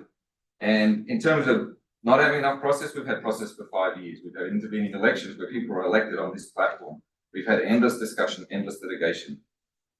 If we've lost a couple of days to read the settlement agreement, I don't think it's a big deal at this point. I'd also like to address the statement that the new site is the most valuable piece of real estate that's owned by the town. I don't know if that's so, but I don't think that taking a contaminated site and building affordable housing on it and relocating Department of Public Works somewhere else, no one knows, even if it is the most valuable real estate that the town owns, I don't think that that's a better alternative in this case. And the thing that people kind of overlooked in all of this is there will be litigation. If you build on a contaminated site and somebody gets cancer in the future, it doesn't matter whether it's got anything to do with it, or almost certainly won't, the town will be sued. So this is a much better option.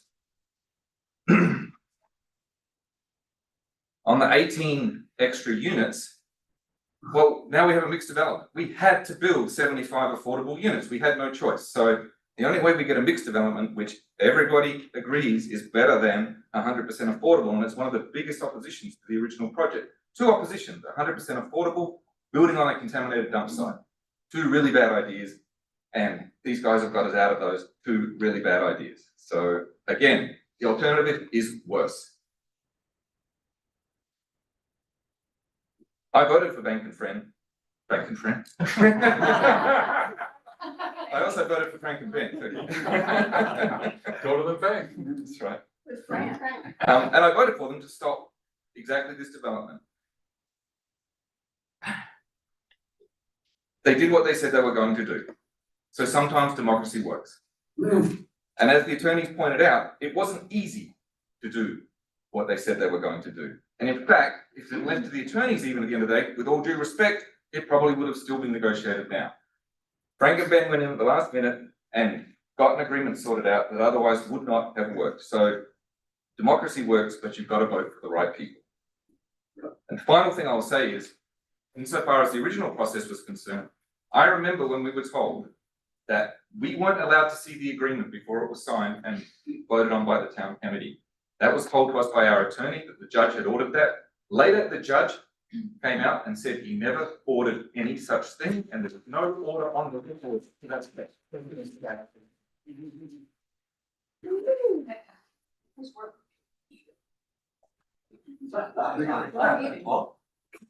Jerry Kung, Short Hills resident. Was planning to say something, but I'm gonna scrap it. But I will take this opportunity to call you out, Frank. Last night was our wedding anniversary. And you spent it at the kitchen table buried in these documents instead of taking me out to dinner, but. How many years? That's a secret. So, and again, I had something prepared, but I'm just going to use this opportunity to read out exactly what Mr. Brazell wrote in his endorsement 3 years ago. Quote, "This was particularly evident during the affordable housing fiasco. Decided in secrecy, the plan demanded, among other things, a building whose units would be 100% affordable. The cities of Chicago and New York learned decades ago that segregating people into 100% affordable projects was harmful for everyone, especially the tenants. Now, Milburn's Township Committee was ready to repeat those cities' old mistakes without even consulting us, its citizens. That is, it was ready to do so until Frank, his husband, Jerry Kung, thank you, and a number of others sounded the alarm. It became clear to many of us that a township committee funded and run by Democratic Party poobahs in Essex County was doing this town no favors. I support meeting our state mandated affordable housing obligations. I want affordable housing done right. Frank and Ben will work to make that happen. Now, Frank and Ben were working up until last night to make that happen, hence no wedding anniversary dinner. But what's important to point out is now that some members of the public are being funded by the same Democratic Party poobahs in Essex County, those will not be named because I don't want to get in trouble here. It seems their position has been reversed on the issue, but it's interesting because when you're a candidate, you actually have to provide ideas rather than just cast aspersions at people. And when people actually put in the hard work and get things done, That's enough. No, it's fine. Excuse me, Mr. Austin, I'm not talking to you, council. You're out of order. Mr. Brazell, you're out of order. You're out of order. All right, we can, I allow Dr. Kung to finish. I did not think I said anything that controversial there, but. I didn't put that away. No, you can continue. Okay, well, unfortunately, some members of the public who can't control themselves are now cutting me off during my public comment. So thank you for the committee for all of your hard work on this. And Frank, I will take a rain check on it.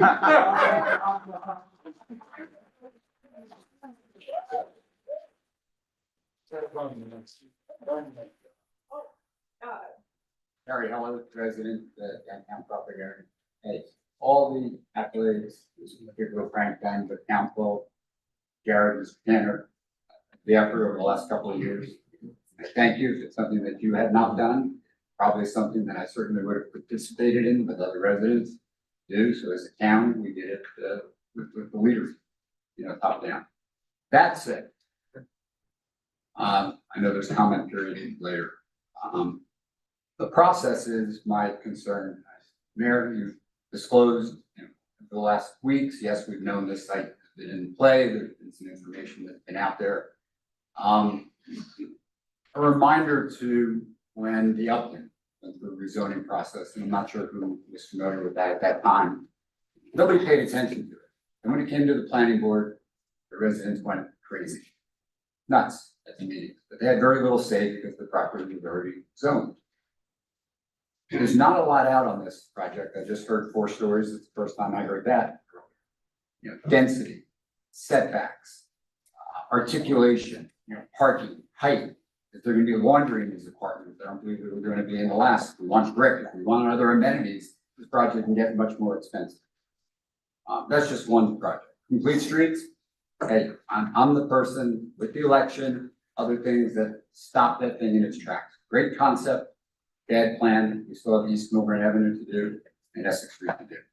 The process again with the township governing process. It wasn't dummied down to the area needs study or redevelopment process. There's a lot now in this new plan that we don't know. Third project was the Wells Fargo, another one initiated litigation. Alex is certainly very familiar with it. I made the Wells Fargo project a lot better. Spot zoning. It was done by town council, some people that were on the council at the time. Again, these repetitive deals done by the town council, the parking deck, the purchase of the Rimback storage site, which we're here for today. It was kind of a cool old storage building, maybe could have been reclaimed. For those who don't remember, it was demolished to allow for parking while we built the parking deck. That was the purpose. We were valet parking cars on lot 7. My point of this portion of speaking for my last 2 seconds is you haven't done the due diligence properly.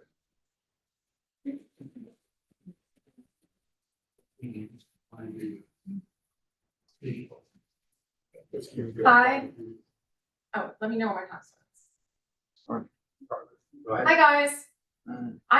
You guys are rock stars, beyond, okay? And I wanna talk about everybody who's sitting on the dais. First of all, Frank and Ben, you led this charge, okay?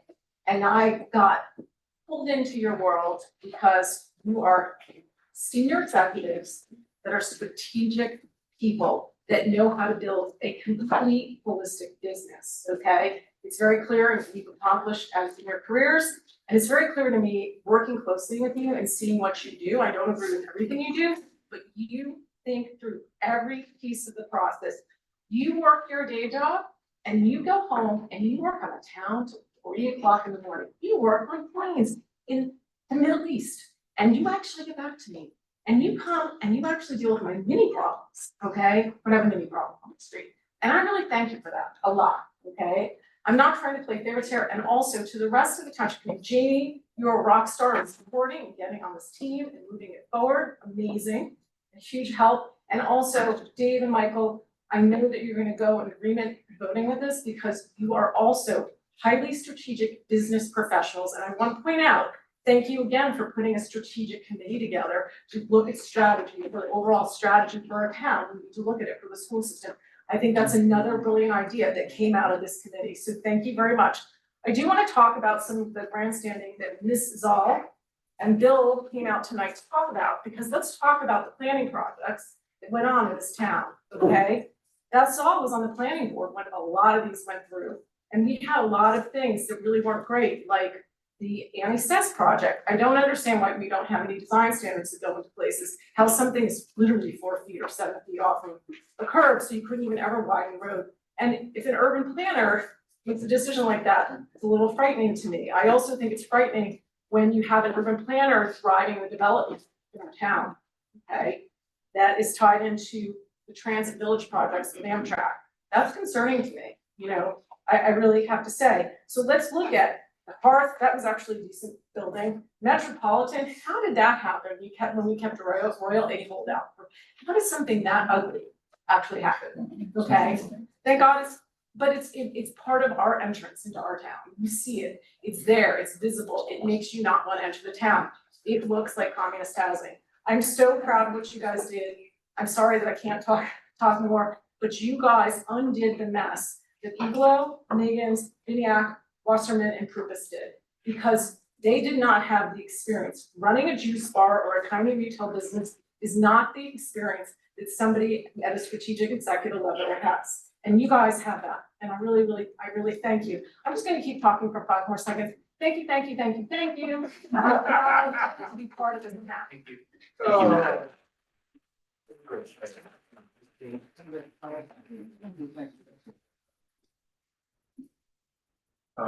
My name is Rob Friedman. I also want to commend Frank and Ben for an amazing job, given the cards that they were given. And I just want to thank you very quickly. You're going. Well done. I'm Ted Kuntz, a long-term resident of Short Hills for 40 years. Nice to see. I think you guys have really gotten overwhelming support here tonight, and you certainly deserve it. So I just want to echo that as well.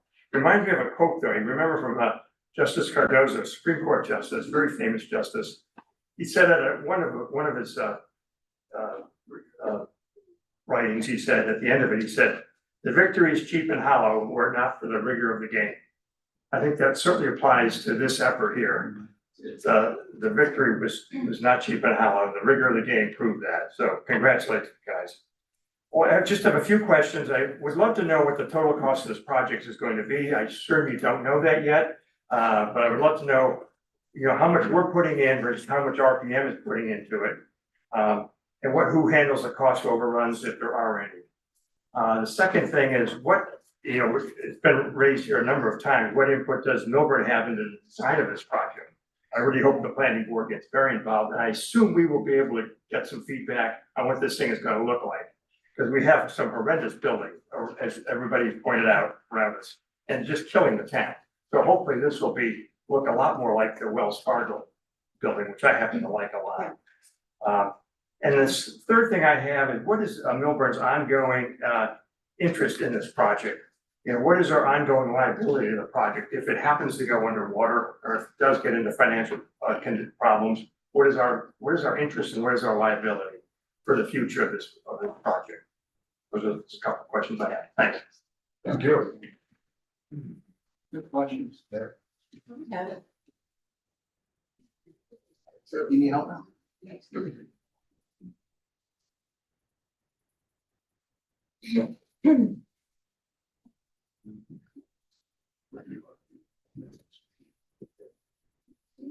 I am Dr. Riva. I've lived in this town for over 67 years. As a tax-paying citizen of Milburn Short Hills, except for my military service, 1967 to 70. I'm asking for full transparency of the affordable housing issue. We use the term our obligations. Are we, the citizens of Milburn Short Hills, responsible for the sins, the omissions, and the commissions of our prior township committees and administration? Talk about fair housing. What I would like to do is to point the finger or to say that we are who we voted for. We are who we voted for. But I want full transparency on the real estate managing entities and the builders, exactly who they are, where they are, and what they're doing specifically related to the 1031 exchange concept. I also want to know about the depreciation of property, the accelerated depreciation of property that is used by these entities.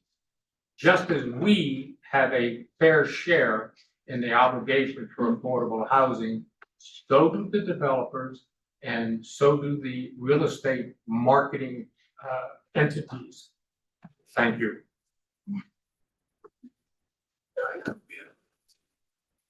Is there anyone else from the audience? We have 2 minutes. All right, we'll go online. Sorry, 3 minutes.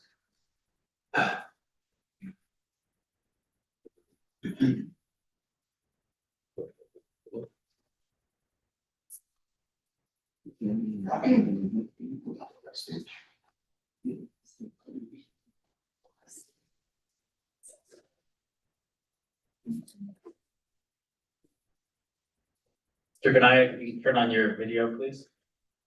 Thank you. You are muted, we cannot hear you.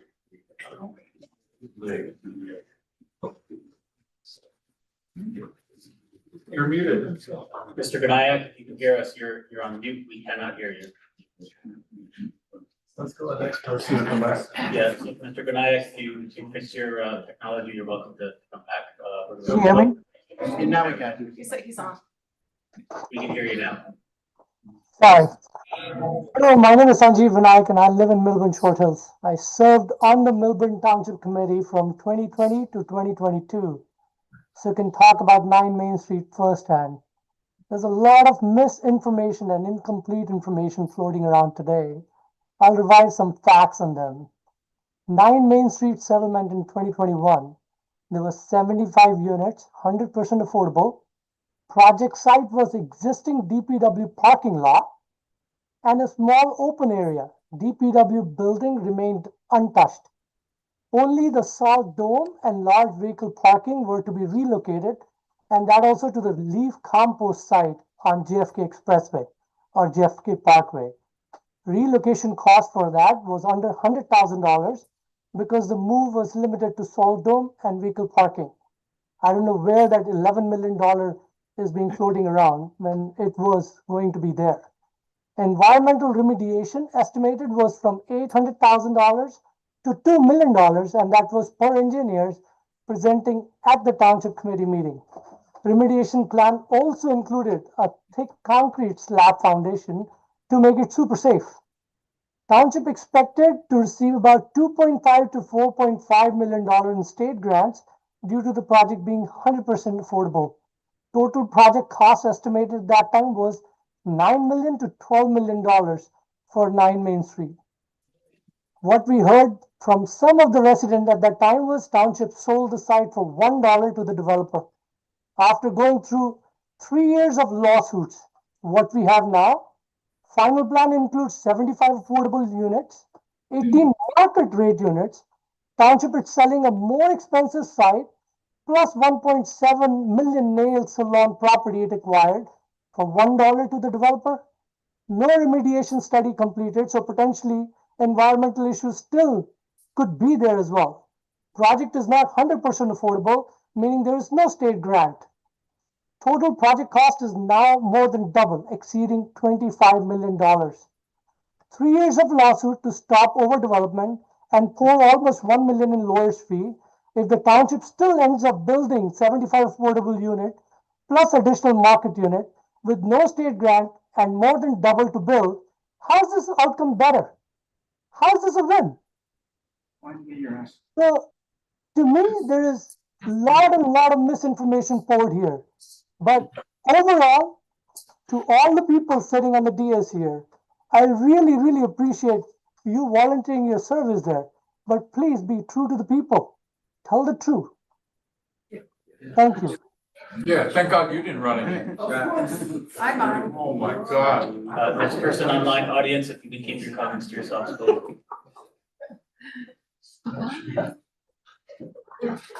My goodness. Hi,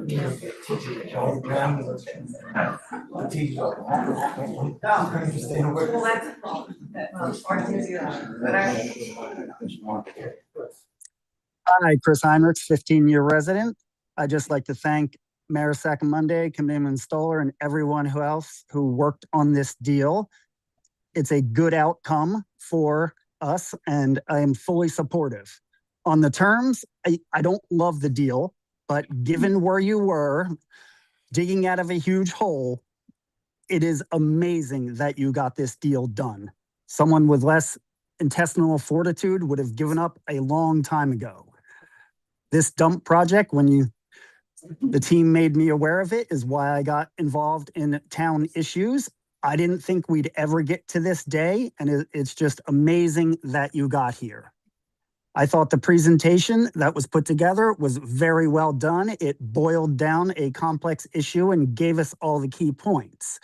One thing that jumped out at me was the talk by the attorney of how the resident signatures and voting really put momentum behind getting to where we are today. But it also made me lament that a month and a half ago, we rejected our Faulkner form of government, which had initiative and referendum in it, which would have made challenging township decisions that much easier. I believe a lot of people said special interests like developers would use those to force more development in my town. I thought that was a whopper until people stood up tonight and said Frank broke his campaign promise about overdevelopment in the town. The same people are trying to throw up noise just because anything Republicans do is bad or anything Frank does is bad. It is absolutely ridiculous. I'd also like to say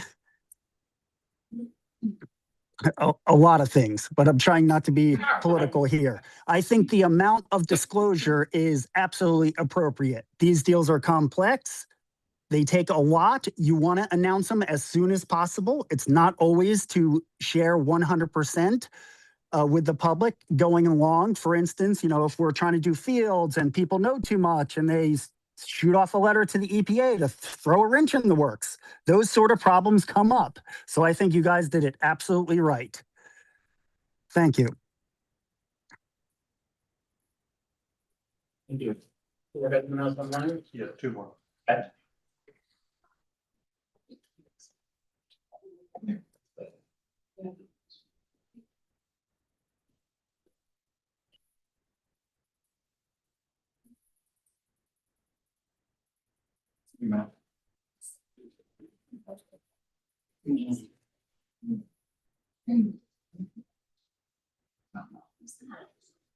you hear me?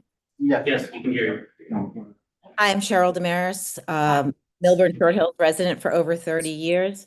I just wanted to ask I have two basic questions. One was around the costs. Some of them have already been asked, so I'm going to pare it down to how do you know the Palm site doesn't need remediation? Because now we're on the hook for the whole cost of any possible remediation there. And before RPM was responsible for, I believe, the first $2 million of that. So I want to know if any testing has been done to that site and when is that going to be done? When would we find out if we're on the hook for any of that cost? Also, in regards to costs, I'm wondering, when you look at the cost of the new plan, don't we need to consider that we've lost the grants that were available for us for 100% affordable housing? And is there any state money that we are eligible for now that we can't get those grants? In addition to the money we lost for all the legal fees. So that was my first question, was around costs. And the second was, I'm wondering if you have thought comprehensively about the impact on the downtown from this new development. There'll be additional cars that come with these apartments, loss of parking, more kids in the schools. And did you consult the planning board about this in regard to any of these issues? And if not, why not? Isn't that their job? Shouldn't you be asking them to be reviewing this? Thank you so much.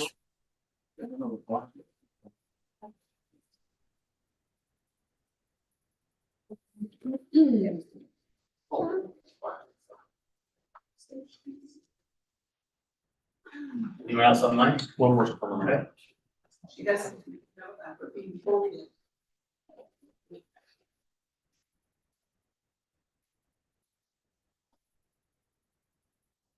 Good evening, Dave Boyko, Milburn resident for over, 20 years now at this point. Not going to join the Bill and Frank hagiography or criticism that's going on. I think there's just a couple of points I'd like to get made for the record. One, the lawyer's presentation on how we got to this point, kind of amidst decades of the town trying to get out of its fair share housing obligations, which necessitated some unfortunate decisions a few years ago from the jam we were in. Second, the thing I'm really concerned about, which I didn't see in any of the documents, at least in the time I had to look through them online, was how the parking situation is going to be adequately addressed. You've got 93 units of residential housing. You only have what seems to be 70 spaces for all 93 of those units. And by the way, 80% of those units are low-income housing. So it's not exactly a pure mixed use facility. It's really 80% income restricted. But how are you going to accomplish parking for those people who live there, including some of the 3-bedroom units which were identified in the plan and would certainly have at least one car each? And then you plan to have shops on the ground floor. So people who are going to visit those shops are going to need to park somewhere.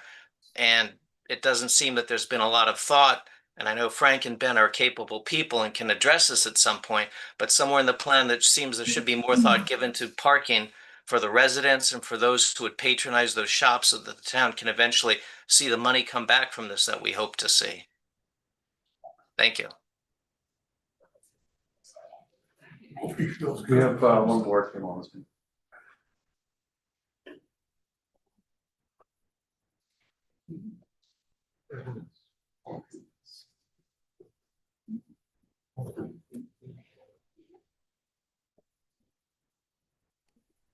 Good evening, Perry Urso, Short Hills. I just wanted to call in and say thank you very much. We appreciate, on behalf of my husband and family, we appreciate all the collaboration, the time and effort that our committee, town council has done for this effort. I know it's a tough decisions and you're looking out for the best, and I think you ideally came out with the best results.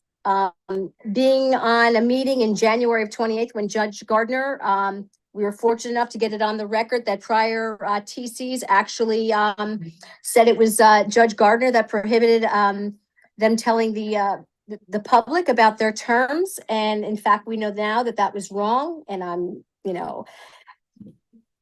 just want to say thank you very much for doing your very best and trying to, I know it's a lot of people that you're trying to satisfy, and you're doing the very best for the township and the entire residents. And sometimes, we're all not happy with certain things. So I just feel a lot better that we can all, and especially you 5 gentlemen, can put your head on the pillow, knowing that you are not placing 75% or 80% or 75 units.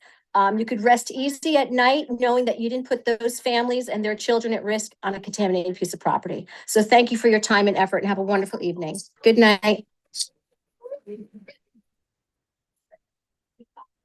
Last call for anyone online? No. All right, wait.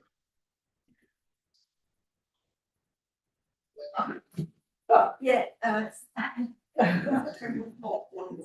thank you.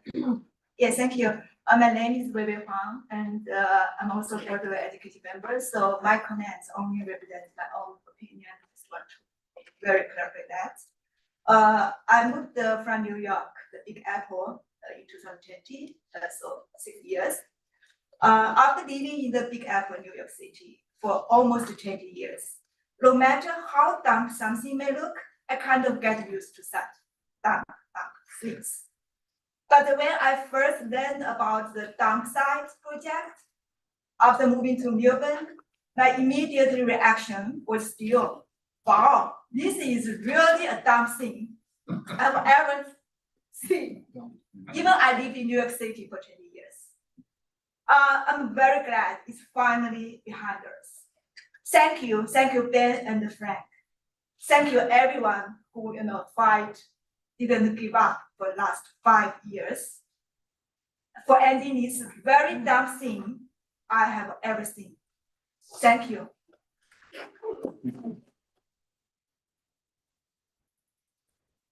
Bill Kirsch, Melbourne resident. One thing, if you can clarify for me in your comments, I'm not clear on exactly. So RPM is going to build this. It's going to cost a certain amount of money. Like, how much are they going to put forward? And is the gap funding the amount that we're paying to do it? Or where are the finances coming from? What's it costing us? What's it costing RPM? Just, if you can answer that in your comments. And the other thing, if there's some way to put solar panels on this building, that'd be a great way to start doing it in Melbourne. Thanks. Carly,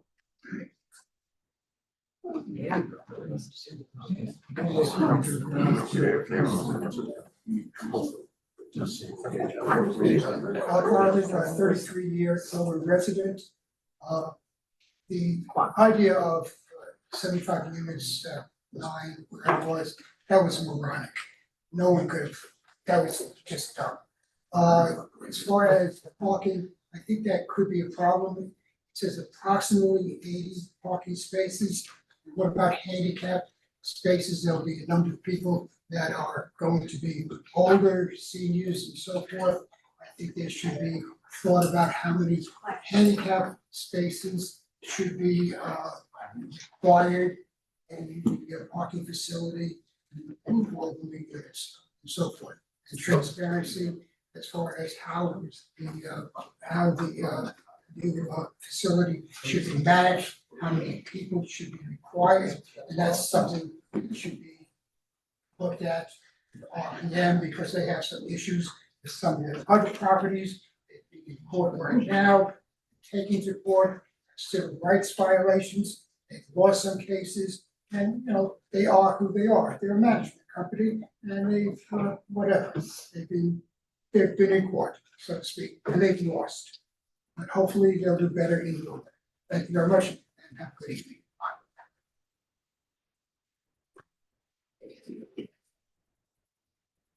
Last call for final public comment. Yes. So it's not final public comment, we will have a second public comment period. But seeing as there's no one else, I will now close the public comment period and we are going to take a 5-minute recess.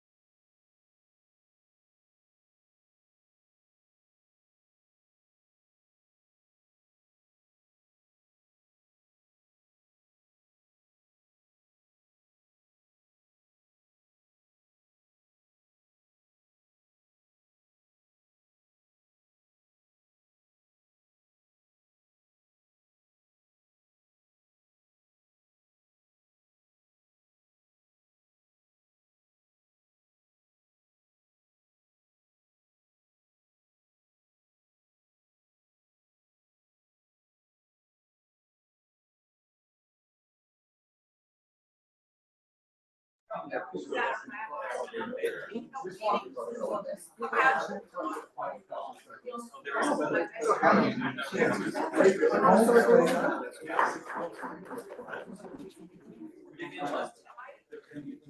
audience, if you could please take your seats, quiet down, we're gonna get started.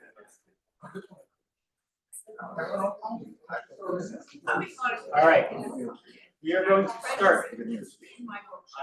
So we're gonna start with the TC responses to public comment. Deputy Mayor Cosgrove, you can go first. Thank you, Mayor.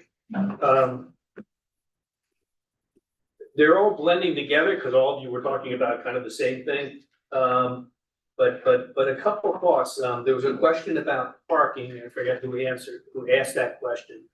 But one of the parcels, there's 3 parcels being given to the developer. One of them is a parking lot on the north side of Essex, where town cars park in there now. It's a town employee lot, I think.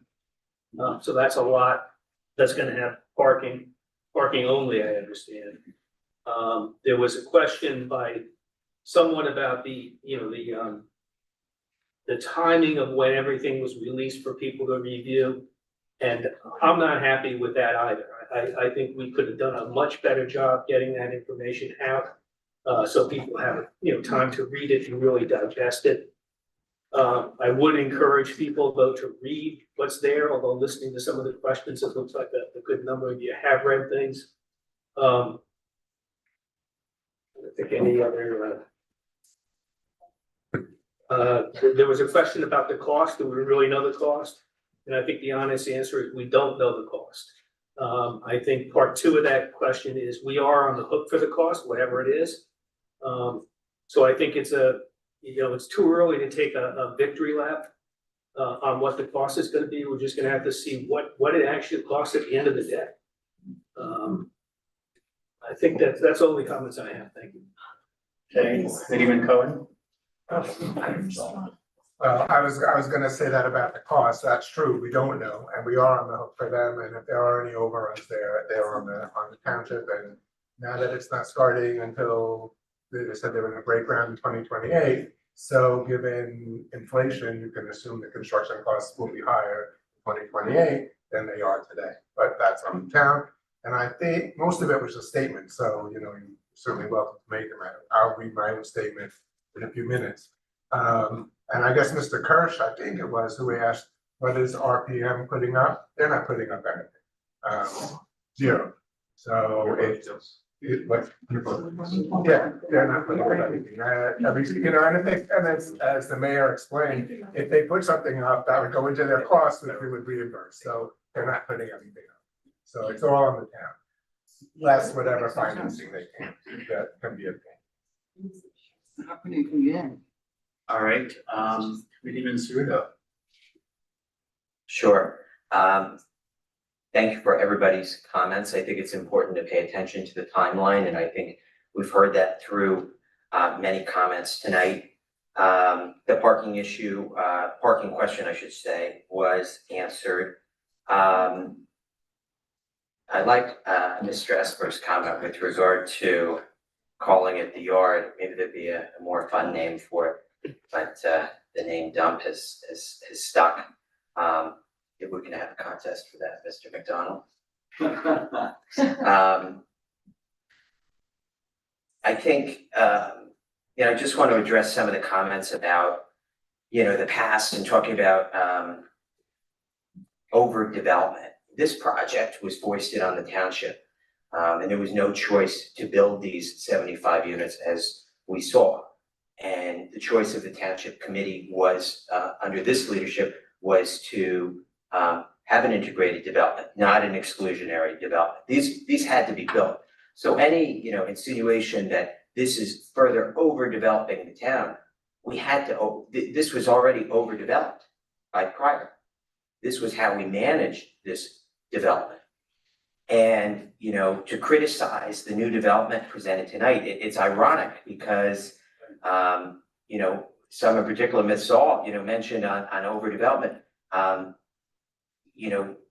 What about being a bystander through the 9 Main Street project And, the bonus project of Annie Says and Woodmont, and the density of those projects that we now see, one, in actuality, on the corner of Milburn Avenue and Essex Street, in the South Mountain neighborhood. That was a bonus project. And the Woodmont project, which we're still talking about, this was a project that was mandated. And so in our best effort, we are mitigating the impact of the development on multi-front entrances. From a flooding standpoint, you just heard the response on parking, integrated retail space. So this is not contributing to the overdevelopment that was not already assigned to us. Let's see. Insinuation that it was rushed. This process was not rushed. We were rushed. And in order to make a court date such as August 12th and not be caught in a quote unquote snowstorm, as was indicated several years ago for why we did not meet our deadlines, we wanted to be good stewards of the township and take action in a thoughtful and proactive way, which is why this is being up for approval tonight. Let's see.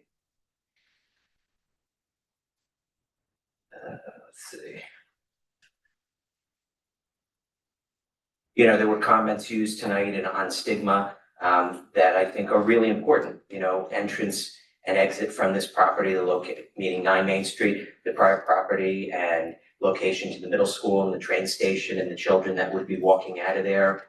The common name of the dump. That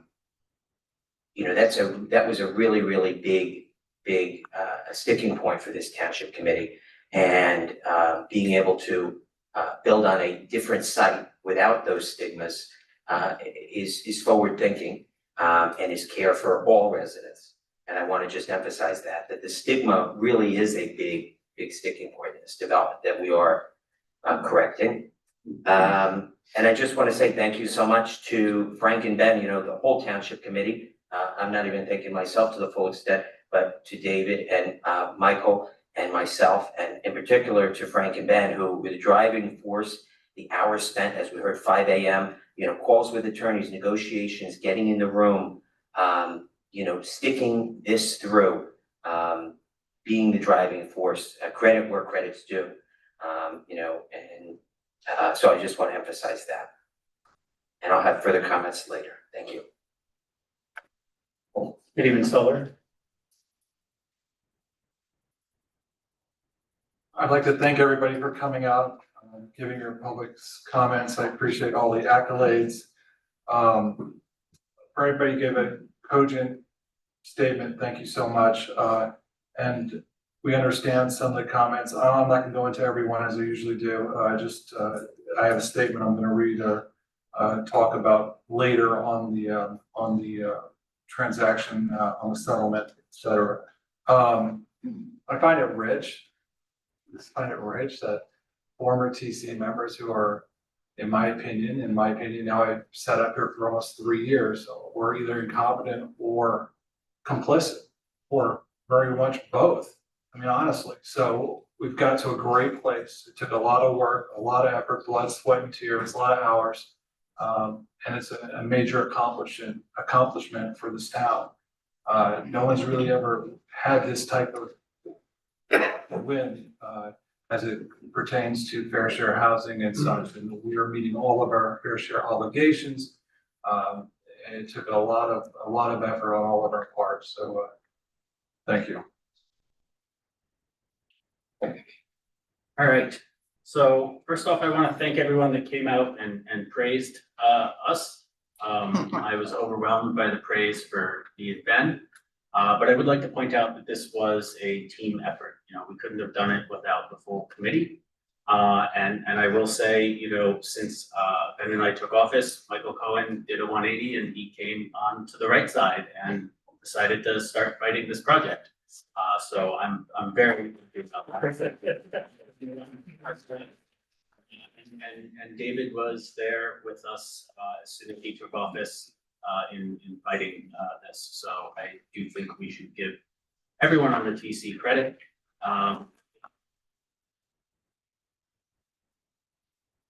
That being said, and I think this has been vocalized, some of us were a little bit more intimately involved with the negotiations than others, and that's to be expected because you can't have 5 people all in a room at the same time, because that'd be a quorum. So, all right, another thing I just want to point out up front, construction costs of the 2 projects are similar. We had our financial experts take a look at what it would cost to build these projects. They even factored in, 10% overhead, and these estimates were described to us as worst case scenario. And I assume that they took into account when this would actually get built. And so all that's built in, and that's, right now, if you have the presentation, and you look at the financial slide, you can see that the gap is the difference between the 2 projects is about $1 million. Where the real cost savings come in is that we don't have to build and replace the DPW, and I'll get into that. But all right, so first off, Boyan, thank you so much for coming out and speaking. You were there at the beginning of all this with me in 2022, and it was fantastic running with you, and I really appreciate you fighting alongside me at that time, and supporting us for all these years. I think you make some great points. Ms. Feld, I appreciate you pointing out how the prior Affordable Housing Council was shown to have basically lied to the public. What I find interesting is once the TC finally, and this was before my time, that the TC finally fired Mr. Buzak as the Affordable Housing Council, the planning board did not. And the person who was the chair of the planning board, I think, is sitting in the room. So I won't mention her name, but I think you can figure out who that was. So I find that kind of interesting. Mr. Lieberberg, you claim that the Rimback site could be used for other projects. Okay, well, the settlement agreement that we were bound to by the decisions made by the people that were in power in 2021 forced us into a situation where we could either build on the dump or we could build in another site downtown. So it would not be feasible for us to go and build the project anywhere outside of downtown, because that would violate the parameters of the settlement agreement that we are bound to. And the court made that abundantly clear. It must be in the downtown. So saying there's other sites we could have considered, please come back during second public comment and tell me what other downtown sites were available and buildable that we could have considered. You also mentioned that this was rushed. Look, this was not rushed. We've been working at this for years now. And anyone that's been paying attention these past few months knew that we were working towards a deal. Anyone that looked at court filings or attended TC meetings a few years ago know that we already presented the Rimback site as an alternative site to the court. Now, they ultimately rejected it at the time because they had some issues with it and were relying on the testimony from RPM that we contend was improper. But now RPM's on board. See, RPM wasn't on board then because we were trying to exclude them as the developer and get a different developer. So now that they're on board, I don't think we'll have too many problems there. As far as you bring up the point, well, who's going to pay to live in those market rate units? Well, that's supply and demand, and that's economics. If those market rate units are priced appropriately, they will absolutely find tenants to live in them. Are they going to command the same rents as Annie says? I don't know, maybe, but maybe not. There's a lot of people that would love to move to Millburn. We have a finite amount of housing, and there's a lot of people that would love to get into our school systems. So I have no doubt that those market rate units are going to fill up, because if they don't, the developer will simply reduce the price to the point that they can fill them. Let's see. Mr. Bradford, I think we answered your question already. It's going to be a 4-story building. The building directly across the street from it is 4 stories, and this is actually set a little lower, so I think it's gonna fit in nicely. yes, the costs of both projects are an estimate, but they're a fairly good estimate. Our financial specialists spent a lot of time working on that, and certainly, there'll be monitoring of the costs along the way, and RPM is gonna have to show us receipts along the way as well. Mr. Osterman, you gave a very spirited public comment. I would ask maybe you curb your enthusiasm a little bit.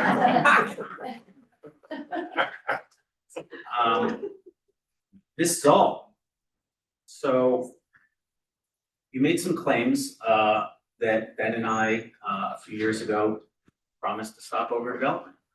Well, that's exactly what we did. We took on the round 4 affordable housing obligation, the most open and transparent manner that this town, and I think many other towns, has ever seen. And we pushed back on developers that wanted to put hundreds upon hundreds of units in our town. One developer came at us and they wanted 800 units. I think we cut them down to like 200 units. So we have done a lot to combat overdevelopment. But what we couldn't do is stop the 75 units from going in because our predecessors agreed to that.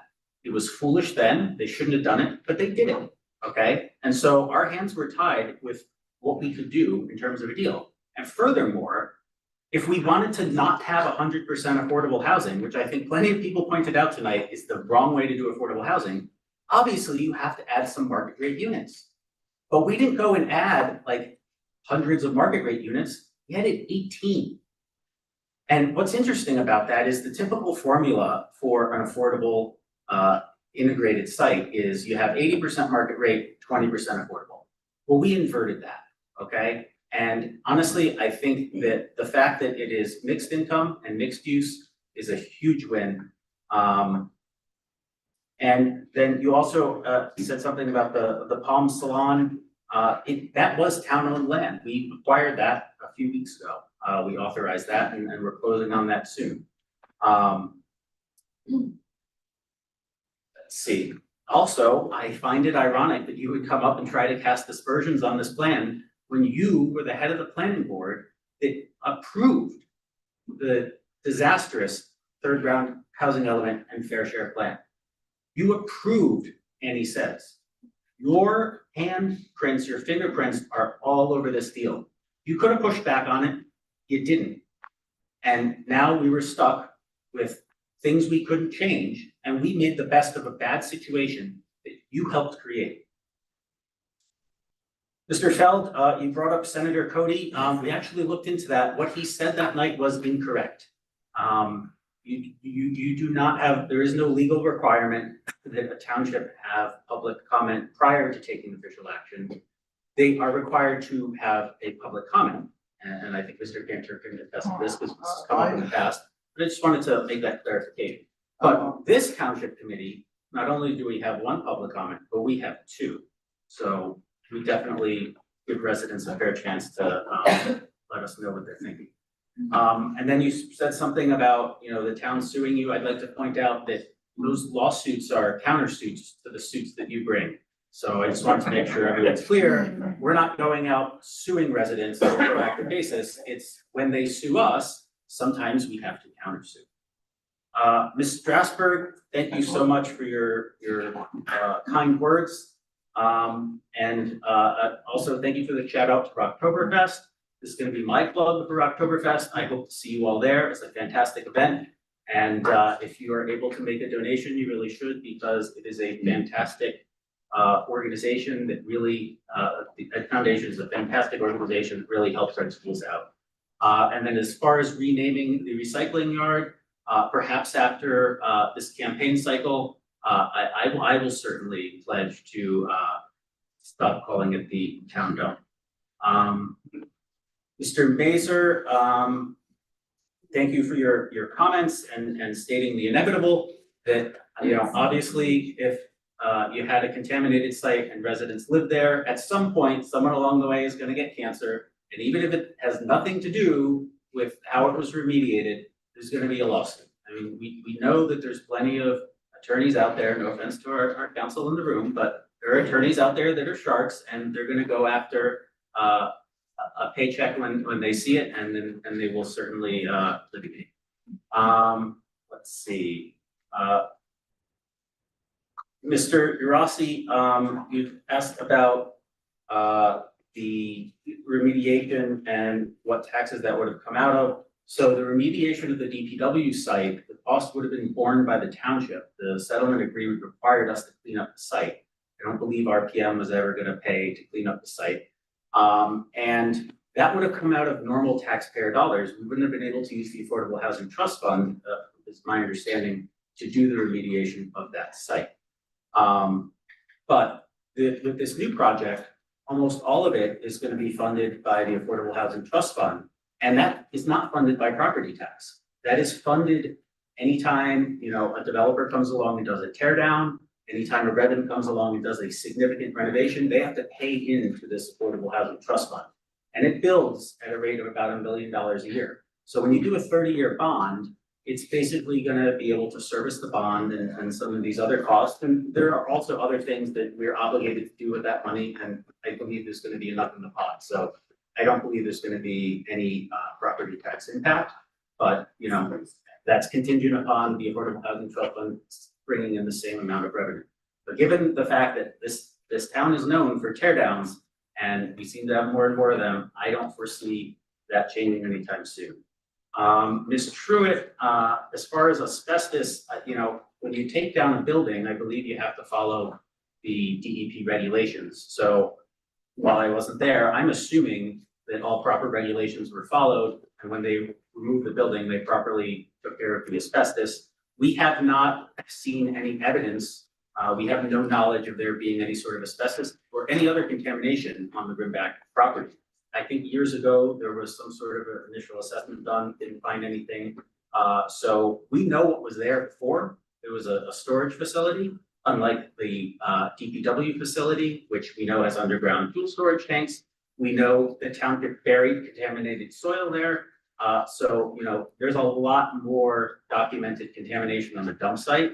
And we don't have any documented contamination on the Grimback site. So I'm not too concerned about that. And as far as what school district that would go to, that's something that you're gonna have to ask the DOE. Let's see. Mr. Siebert, yes, you made a great point. Essentially, the people that came before us tied our hands, and that's why we had to convey the land for $1. We didn't have a choice. That's not something that, you know, we would have done if it were our choice, but we were bound by the sins of the past administration. And as far as where Beth McManus came from, I remember at one meeting, Maggie Miggins infamously said, well, she came from Madison. So that's the answer I have for you on that. You may or may not remember that meeting.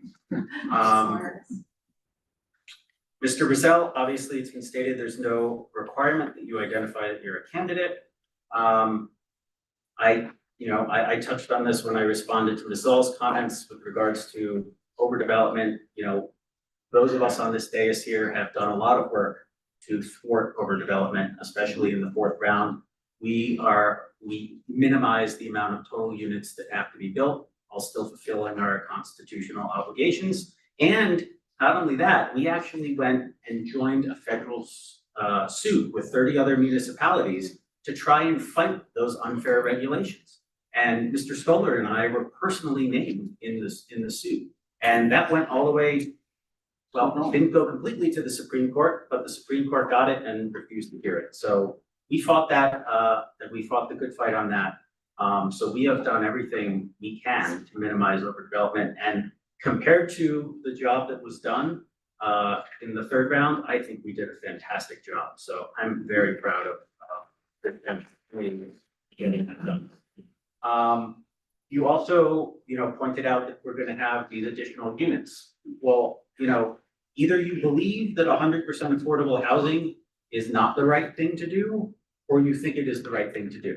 If you think it is the right thing to do, then okay, fine, criticize us for the 18 extra units.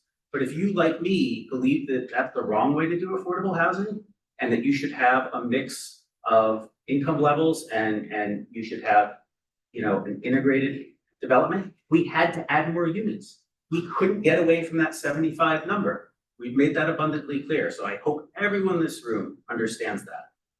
You can't have your cake and eat it too. So we did the best we could, and I think we did a great job. And perhaps at future public comment, you can clarify whether you were advocating for 100% affordable housing, and if you think that's the right thing to do. Let's see. Dr. Khan, you know, I apologize for, you know, I was a little busy, as you well know, working on the presentation, emails back and forth. You know, this really did come down to the wire. It was very challenging working with RPM and their attorneys. There were a lot of revisions, and this thing didn't come together until the very end. And that's unfortunately why we weren't able to release the documents until we were able to. But, you know, I think anyone that was paying attention saw this coming. I announced it at the last TC meeting. So I don't think this should come as a surprise. And given the fact that the majority of people that came out tonight spoke in favor of it, I think speaks volumes about this. And I couldn't help but notice that most of the people that had something negative to say were either political candidates or county committee members of a local political organization. Let's see, Mr. Heller, not certain if there's going to be laundry, but I do know if there is laundry, then that contributes to the pilot revenue. I remember seeing that in the documents. And then obviously we're going to follow the proper process. The planning board is going to get to review this as they do any other application. A lot of it is as of right. So there's not going to be a whole lot of stuff that they need to worry about and argue about. But it is going to go through that process, and the planning board will get to weigh in. Furthermore, in a closed planning board session, because this was due to ongoing litigation, I was able to inform the planning board of what our plan was. And, you know, I think Mr. Cohen can attest to this. Everyone that heard that thought, pretty good job, pretty good idea. They were happy with that. So they were aware of what was going on. Ms. Best, thank you for your praise. I'd like to point out, you mentioned the Metropolitan. That's not in our town. We didn't have any say over it. I agree. It looks ugly. It's an eyesore. You know, perhaps 20+ years ago, if the residents here didn't fight that Stop and Shop or whatever supermarket was going to go in there so hard, then we wouldn't have the Metropolitan there. But, you know, the past is the past.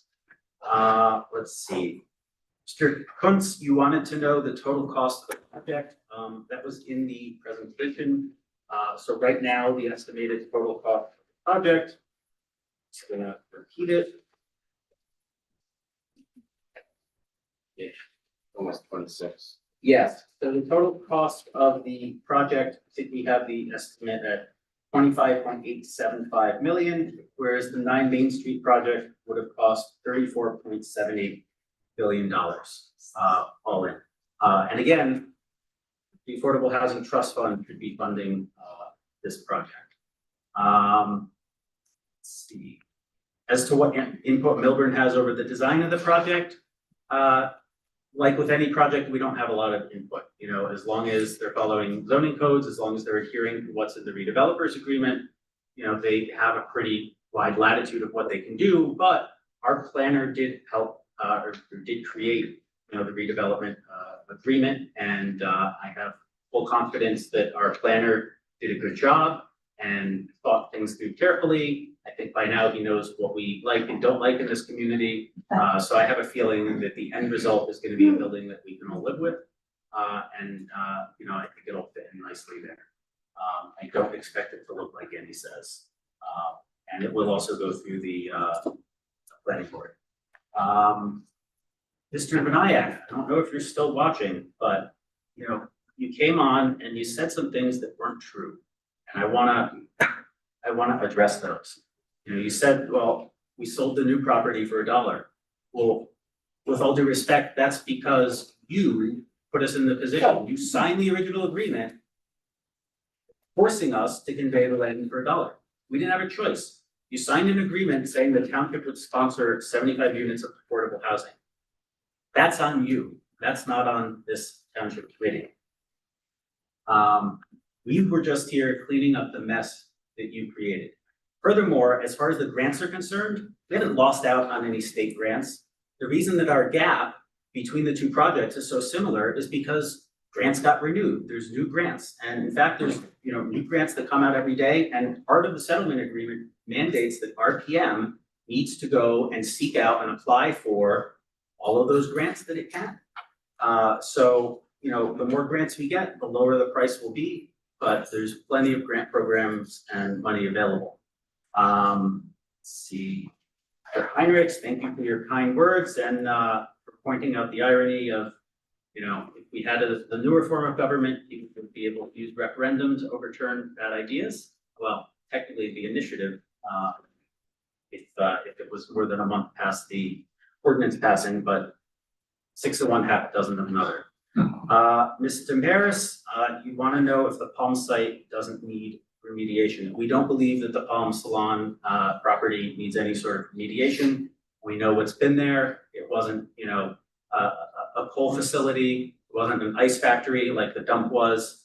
As far as grants, I think I just touched on that. And as far as I know, we were always on the hook for remediation in the original 2021 deal. The township was going to have to pay for that out of our pocket. We wouldn't have been able to use the Affordable Housing Trust Fund to remediate that. So moving to a site that doesn't require remediation is going to save us a lot of money. You mentioned the impact of the downtown, but imagine the impact of the 9 Main Street project. It was going to have a single entryway and egress onto Main Street, which already is a traffic nightmare. It would have been a disaster for our downtown. It was not the right project, and I'm very glad that we were able to work to undo the sins of the past. I'd also like to point out, I believe you are the chair of the local Democratic Party, so I do wonder if some of your comments were politically motivated. Mr. Boyko, you asked questions about the parking situation. According to our experts, the parking is sufficient with the 80 parking spaces. When you have a building in the heart of the downtown, steps away from transit, not everyone is necessarily going to have a car. So in addition to the parking that we have, it's going to be on site. Across the street, across Essex Street, there's another small area that they're going to get for additional parking. We also have, for the commercial tenant, we have commercial spaces that are around. We have a parking deck that's not far away. There will be opportunities for people to park in the downtown. Let's see. Mr. Kirsch, you wanted to know about the funding. To be clear, RPM doesn't have to pay. The way these affordable housing projects work is that, when they're 100% affordable or they're mostly affordable, it's generally not the developer that's paying. And it was the 2021 Township Committee that signed an agreement saying we would sponsor the project. So they're the ones that put us on the hook for what we have to pay. We just worked with what we could to do the best with a bad situation, and I think we did an amazing job. Mr. Carlin mentioned the original plan was moronic. I agree. Excellent point. And with that, I will conclude my response to public comment. I will now turn it over to Mr. McDonald, in case he has any responses. I did not have any responses to this matter. Excellent. Attorney Cantor, any responses? Thank you, Mayor. I'm typically brief and I know it's late, but I do want to say a few things as I'm not going to be making any further comments, and I know all the TC members. My origination was I was brought in as a Fair Share Housing Council in 2023. And at that point, I have a very fond memory of Mr. Stoller, who would come to every meetings and tell me what a terrible lawyer I was. What a bad job I'm doing, and how he can't wait to get elected so he could finally get some good representation. 2024 comes in, and they need a new township attorney. And I had a conversation with Ben, and I said, I think I know your position on me. He said, no. He said, you have one job. And your one job is to stop the dump project. And if you do that, you're gonna be successful. And I believe that you're the guy who could do it. So, I appreciate that confidence and I remember that. And what made me want to speak tonight is when Richie Cyber got up, and he may remember this, it was one of my first meetings as township attorney. He got up and he said, "This is like David versus Goliath, and you're David, and we're gonna win, and I believe in you." And I don't know if you remember those comments, Richie, but I appreciated them then and I appreciate them now. Mr. Bauman did a great job of going through the efforts that the mayor and Ben put into this, and they really did. And Frank worked tirelessly on this. I now find out, Sherry, that you missed your anniversary over that. So, I don't know what I have to say about that, Frank, but, no, but he really did. And I think it's a real commitment. But I also think what shouldn't be overlooked are the efforts of also Michael Cohen, who did. And as the mayor pointed out, in closed session, which the public's not privy to, a lot of debate goes on. And Michael fights fiercely for this township.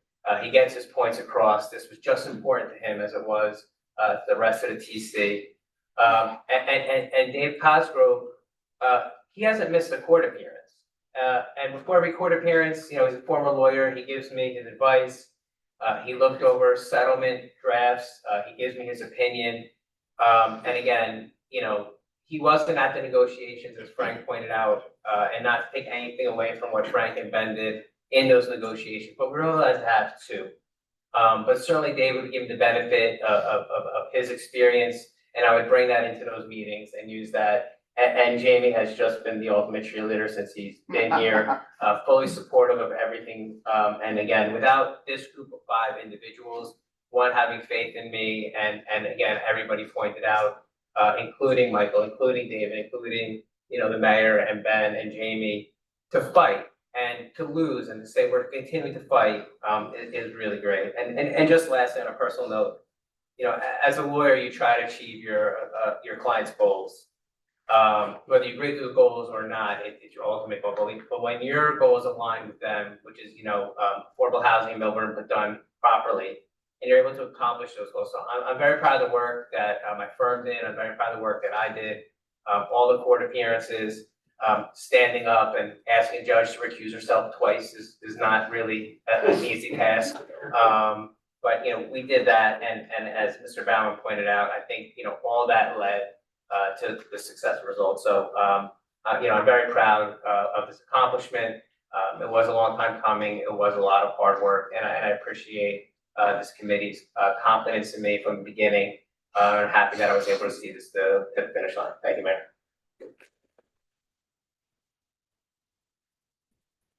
All right. So now, I'm for the big vote.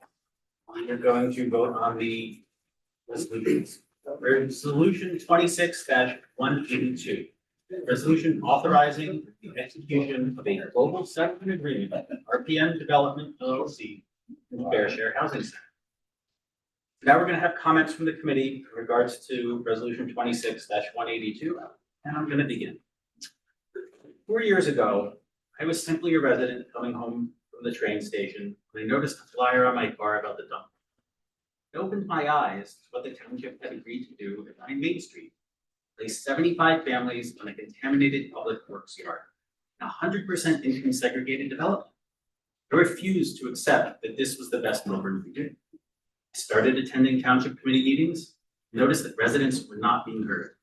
Ben and I joined with those residents. Together, we built a movement to bring back professionalism and competence to local government. That disastrous deal from 2021 is the reason I'm up here today. November of 2023, the voters elected Committeeman Stoller and me with a clear mandate: stop project at 9 Main Street.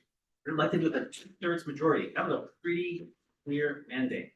That's what we were sent here to do, and that's what we're accomplishing tonight. So it took 2.5 years, and I want to be honest about how we got here. We litigated relentlessly, and it wasn't stubbornness. It was to get leverage.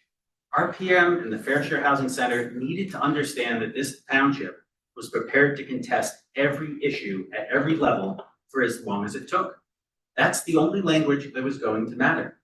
So when Ben and I sat down with RPM's principals and our professionals and council in December of 2025, the choice in front of them was simple. Reach an agreement with us or spend the next several years litigating against a town that would not yield, would not bend.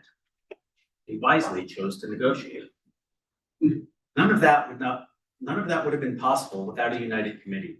In February of 2024, this body voted unanimously to reject the 9 Main Street redevelopment agreement, and it has held that line ever since. That unanimity mattered more than people realize. It told the other side there was no crack here to exploit.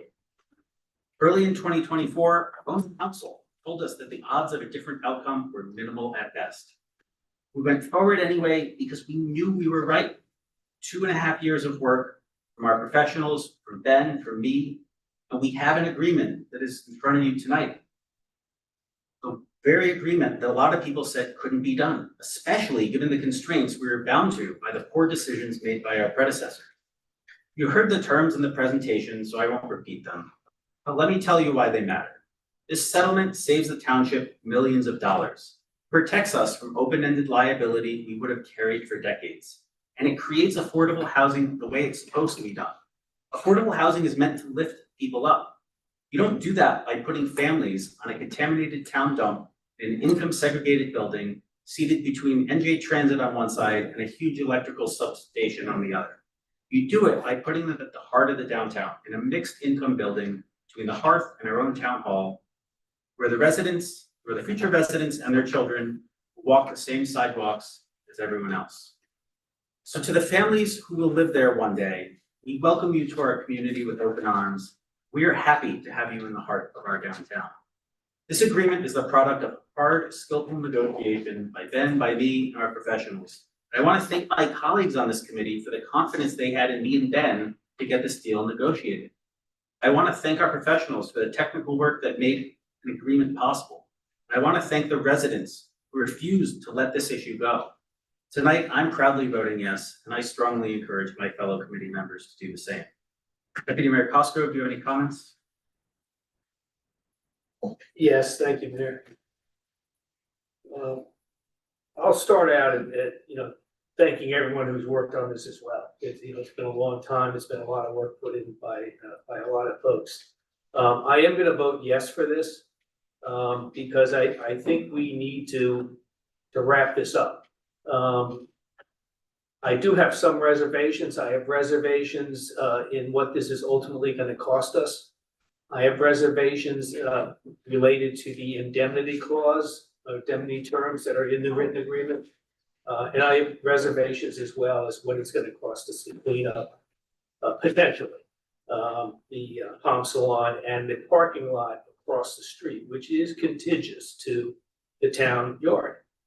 So having said that, it's something I feel we need to do. I think that's in the best interest of the town.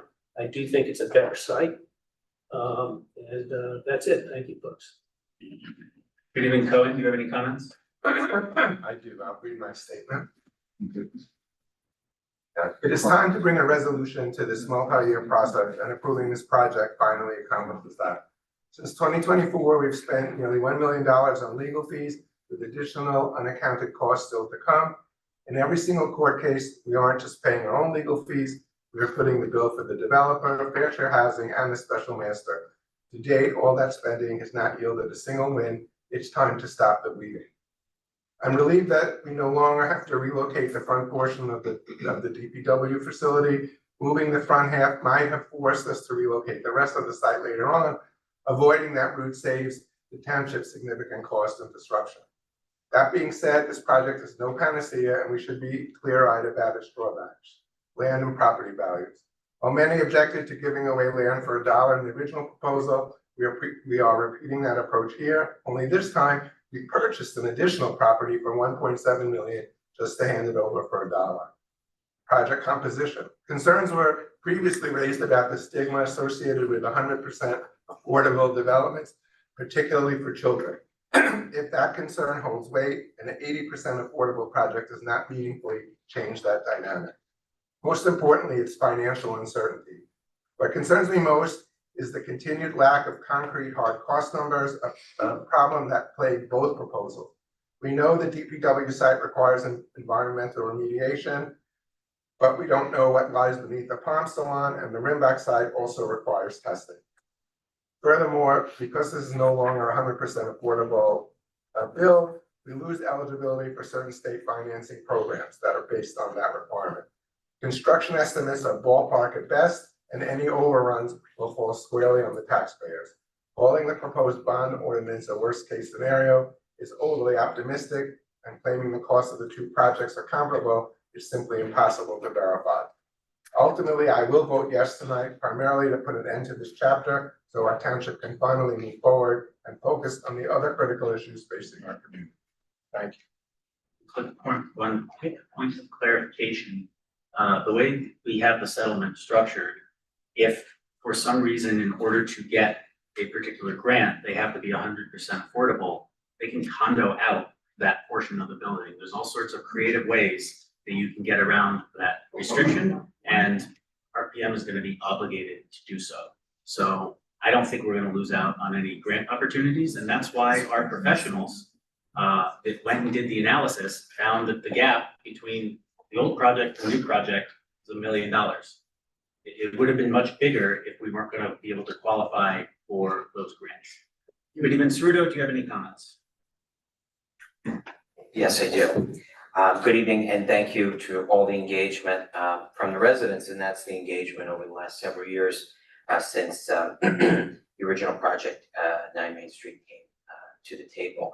You know, growing up here, I could have never imagined the 9 Main Street project ever coming to the table. And I want to thank all who have worked diligently to bring this resolution forward. That's to all of my colleagues and our professionals. And this is a cleanup deal. This is a better deal. This is good governance based on the cards we were dealt. This puts residents first. And I will be supporting this settlement and look forward to wrapping up all of this discussion. And I see Ms. Strasberg in the audience, and I think, hopefully moving forward here, it'll continue to be a great day to be a Millburn Miller. The yard. Even Stoller? Any comments before we go? Of course. All right, tonight we are voting on a settlement that finally ends one of the most difficult and expensive chapters in recent township history. The previous administration left us a dumpster fire of a project, pun intended. In 2021, they committed Millburn to those 75 units of 100% affordable housing on our DPW yard without knowing whether the land was even buildable, what remediation would cost, or how we would move the salt dome, the fueling station, the snowplow fleet, and the recycling center. They told the court the site was realistic. They had no real plan and no real dollar number for relocating the public works. That was the deal that Frank and I inherited when we ran. When I started this process, I was heading up Concerned Millburn Resident, which was a group that we put together to try to get a voice at the table for residents. The judge told me, based on our Millburn form of government, we elect 5 committee members to be the voice of all residents, so you have the opportunity to vote them out, the current TC. We did exactly that. In January 2024, a new township committee took office with a clear public mandate. Frank and I received 68% of those who actually voted to stop this dump project, among other formidable issues. After being seated and starting to address this project, kind of just putting my feet into the water, Jared told a funny story too, all true, by the way. Along the way, I run big businesses. We've sold businesses for over $1 billion, a lot of employees. I went out and looked for the best possible attorney that my colleagues could give us to help fight this transaction. They gave me one, Joe Bauman. So I called him a couple times, never picked up. Called him once at 7:30 at night, he picked the phone up. Hey Joe, how are you? Good. Introduced myself, who introduced me to him, etc. And I said, listen, here's the fight we have on our hands. Can we talk to you about it? He goes, send me the documents, I'll take a look at it, free of charge. Let me get some flavor for it, and I'll let you know, let's talk in a week or so. Week goes by, 2 weeks go by. I haven't talked. I call him back, 7:30 at night, he's in his office, working. You know, they're one of the, working, I said, Joe, what do you think? The story he told from the podium earlier is completely true. You have no chance. I've reviewed all the documentation. I don't want to just take, we're an expensive firm. I don't want to just take your money and not be able to deliver. Okay. Thanks for the candor and honesty and bluntness, et cetera. So, you know, I kind of moved on. And as Jared's done the whole time, he's fought very hard for us. We continued to fight. And as we got closer and through the process, we realized we did need one more person and that to be that bridge. I called Joe up again. Actually, I had Jared call Joe. I said, Jared, listen, he doesn't want to do it. You got to convince him it's worth doing. Tell him all the progress we've made in the last couple of years, why it's so important. Joe must like Jared better than me because he actually said yes and came on the team. After a ton of progress going back and forth and such, we were making progress, but we didn't have the deal in hand, the transaction, the settlement. So I said to Joe, let Mayor Sacamani and I go meet these guys face to face. Oh, not a good idea, don't do it. Never works out. So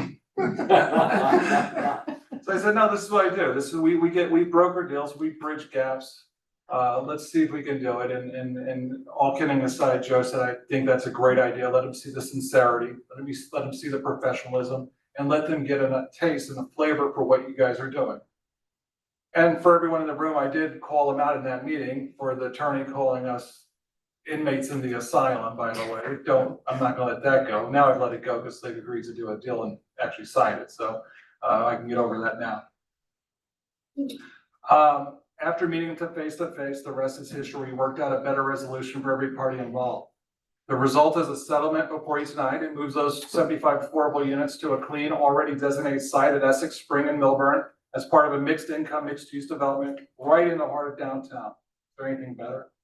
It ends years of litigation. It meets our affordable housing obligation the right way. It integrates the community instead of isolating on contaminated ground next to the middle school with unknown future liabilities, such as what is happening in Keyport and Gowanus. Everyone seems to gloss over that. Honestly, if you guys see what's going on in Keyport and in Gowanus, the untold millions and millions of dollars of lawsuits that are going out, it's crazy. The same is bound to happen here. There's no, you were nice, you used the word sharp, Frank. I use another name that's not quite as, it's more of an expletive. But this is what real leadership looks like. And it's the same approach that has resulted in true results across the township. We've delivered more athletic fields for our kids and we've driven crime down dramatically. I urge a yes vote on this resolution and ordinances before us tonight from my entire township committee. Sounds like we're going to get them. I want to give a big thank you to Joe and Jess. Thank you guys so much. I want to give big thank yous to Jared, Alex McDonald, Graham, Matt Laracy, and all the town employees that were engaged and helped us, and all the residents sitting here tonight who gave some accolades and helped us vote them out. Michael, Dave, and Jamie, big thanks to you, and to Frank. Honestly, Frank and I work so close together, and we've had our hiccups. We've worked well. We've worked well together. We've worked not so well together. And yeah, the big thing I want to give is to Dave Cosgrove. I was adamant that he wasn't going to be mayor. Frank wasn't going to be mayor. Cosgrove pulled me aside and said, Dave, vote for me. He goes, Frank's going to make a great mayor. Okay. I'm voting for Frank. Okay. Unless you vote for me. I wasn't going to vote for Dave Cosgrove. But anyway, Frank became mayor. And I can't tell you, I always judge people by, I would hire him in my own firm. I would hire Frank in my own firm. I'd hire any of these guys up here in my own firm, especially Jared, Matt Laracy, and Joe Bauman, and Alex McDonald. These guys are great. And Jamie as well, as he gets a little more wet behind, gets a little more experience behind ears. But you're doing great. On top of that, I want to thank all the TC family members. Most importantly, my wife, Michelle, and my 4 kids. I can't tell you how much time I've missed away from these guys. With the time that we put in here, it's a family affair, but listen, they gave me the support and patience to help build this. And I was looking back at my phone. I have literally more calls to Frank. More calls to Frank over the last 3 years from, and I actually wrote it down because I had that little log. I wrote down London, Paris, Amsterdam, San Francisco, Toronto, just about every state in the Constitution I've called Frank from. And it's crazy. And he always picks up the phone too, which is even better. So, and we're accomplishing a lot. And I'd be remiss if I didn't thank Frank's, I'm not gonna say better half, but Jerry Kahn. Jerry, you've been fantastic. Thank you so much, because you've jumped in and we appreciate everything you've done. That's about it. Thank you to everybody for coming out. Let's get this thing done. All right. Let's roll. Without further ado, I make a motion to approve resolution 26-182. Second. All right. Roll call vote, please. Mr. Cullen? Yes. Mr. Cosgrove? Yes. Mr. Ceruto? Yes. Mr. Stoller? Emphatic, yes. Mayor Sakamandy? Yes. Thank you. All right.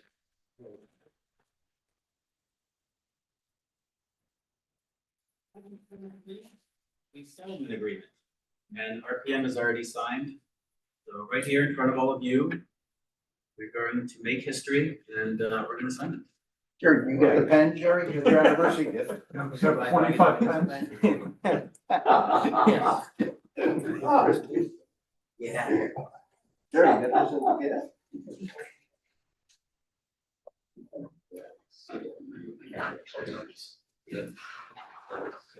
All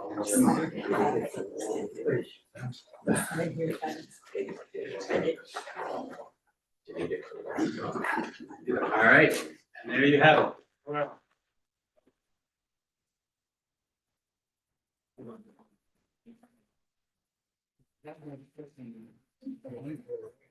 All right, so next resolution, resolution 26-183. Resolution of need for the proposed affordable housing project located or near the intersection of Essex Street, Spring Street, and Milburn Avenue. Are there any comments from the committee before we vote? Seeing none, I make a motion to approve resolution 26-183. May I have a second? Second. Roll call vote, please. Mr. Cullen? Yes. Mr. Cosgrove? Yes. Mr. Ceruto? Yes. Mr. Stoller? Affirmative. Mayor Sakamandy? Yes. Thank you. All right, resolution 26-184.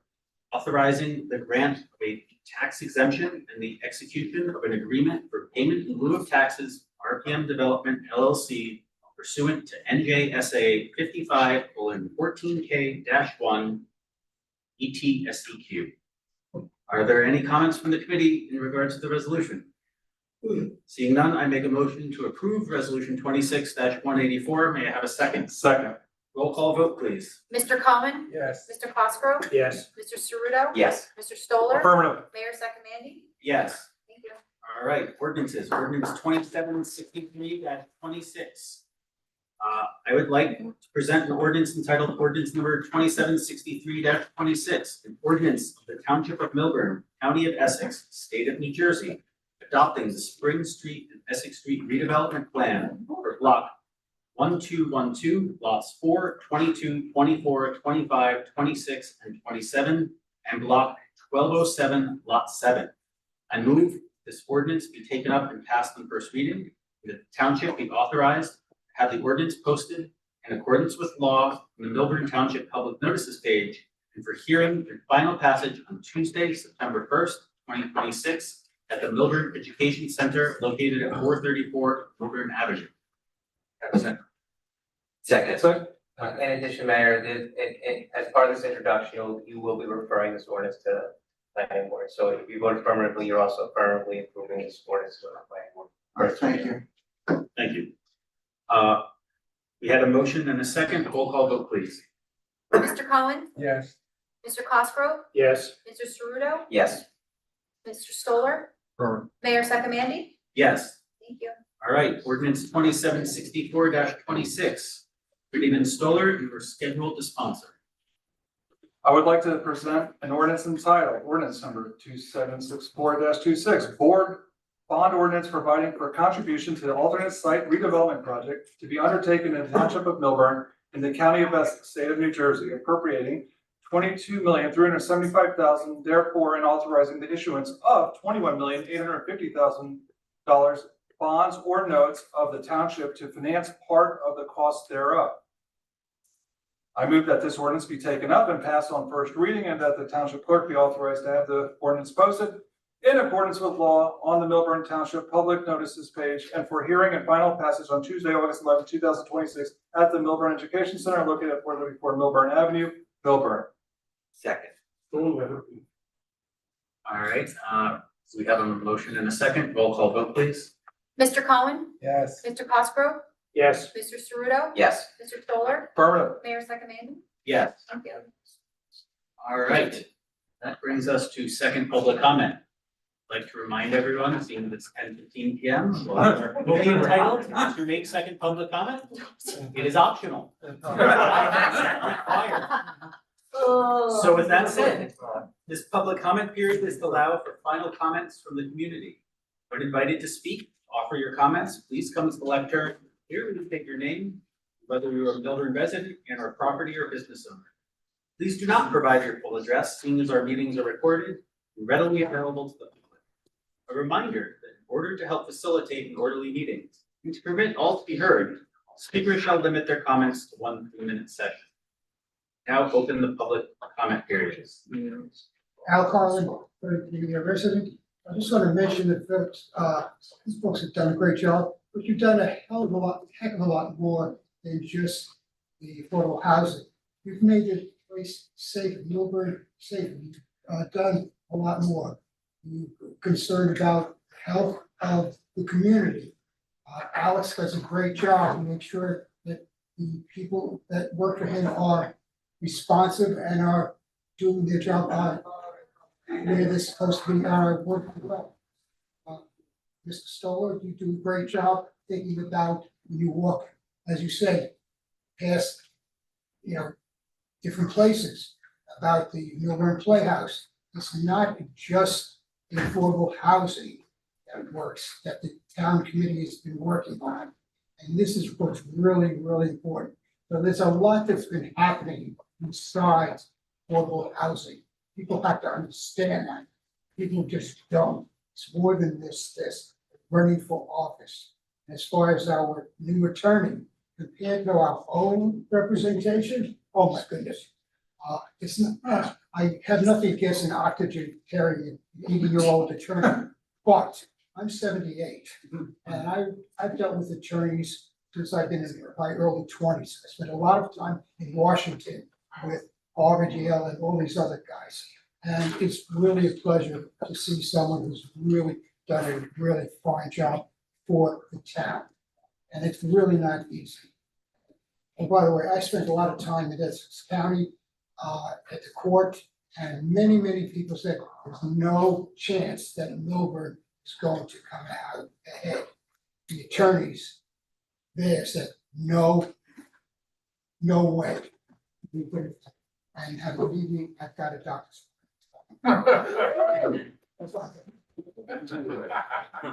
You do. Gary Heller, 50, no address, downtown resident. Mayor, first on the laundry, the original 9 Main Street can be corrected and they've changed, but was not gonna have laundry in each individual apartment. There's been issues in Livingston, with the Leonard project, they were gonna have walk up. Did end up having walk up on a couple of the that you can address that after, not my time. Without having design standards, without going through the area need process, without going through redevelopment process, I'm telling you, my experience, you're in this town and elsewhere, you're gonna get screwed. The costs are just gonna go up and up and up. I understand you got a gun to the head, you have a poison pill, so to speak, and I guess Ben, you might have had something to do with this. If we didn't do this, we're gonna have to do the other, the way that I've seen the documents written up. This is being done in an expedited manner that we're not gonna get the benefit, a couple of others. The Wells Fargo project has 2 stories on Essex Street. There's 3 floors on Milburn Avenue, there's a grade change. I understand our planner is here. I don't think those things have been taken into consideration and blown badly back on that project. We're facing the train station, railroad tracks on one side, police and fire. We need to do more. I'm not sure the 4 stories is the right height on both sides of the property. Not squaring off the property and acquiring the Weil property is a mistake similar to what was done on the Wells Fargo property. It wasn't squared off. You still have a portion of the property. Not too late to do these things. I understand there's a timeline. If we don't do these things right now, you're gonna get hung up at the planning board.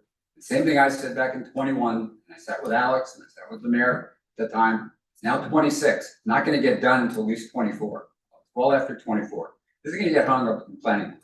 And I don't know what ramifications we have here, right? It could be your process at the planning board, it could be an appeal process by whoever, an appellate process, it could be 2030 before this thing gets done. Take the time to do it the right way. Somehow, fair share housing, they should be made to understand, if we don't do it the right way, they're gonna get hung up and not get their units when they want their units. They'd love to put the notch, I know McManus, I'm gonna read my letter between myself and her going back to 21, 22. They want a notch in their belt. They're gonna have a partial notch. They're not gonna have the notch that they had with the gun to your head, your predecessor's head. But it's still gonna be a notch in their belt. They need the win. The timeline, they're gonna still lose on the timeline. I'll be there at the planning board, others will be there. Thank you.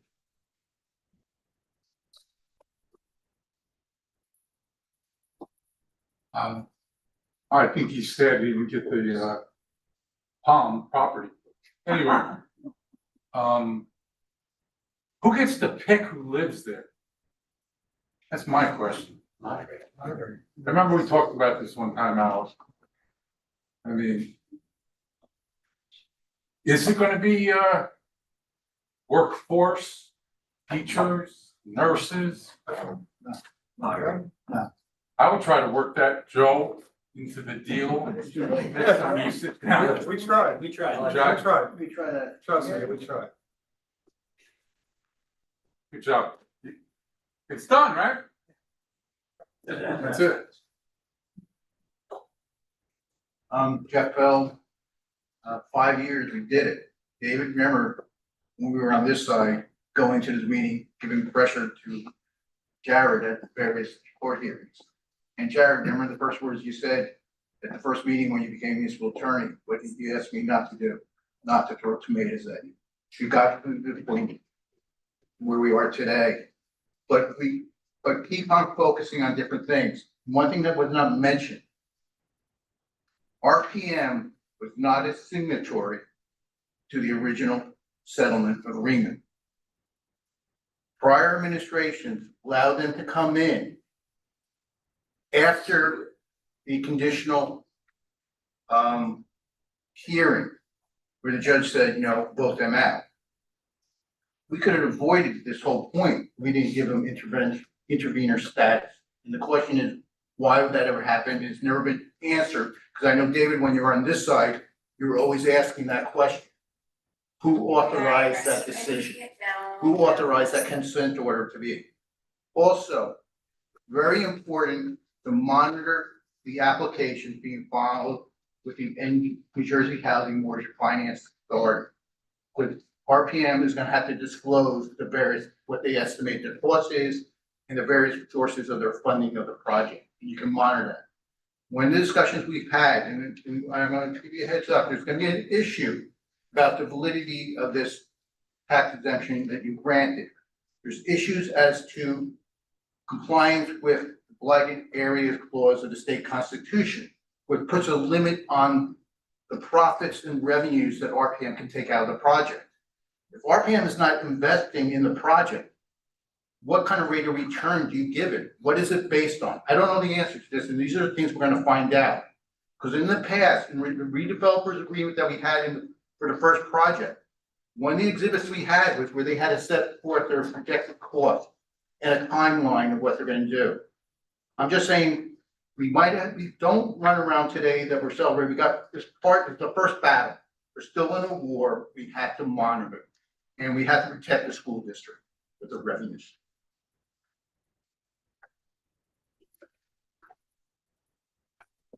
Anyone online? No. All right, I now close public comment. Anyone? Motion to adjourn. Responses? Any responses? Thank you for the need to tell Mr. engagement. Sager that it's the people who be chosen by It's a lottery, just lottery. like everywhere, Yes, full all the lottery other system. buildings.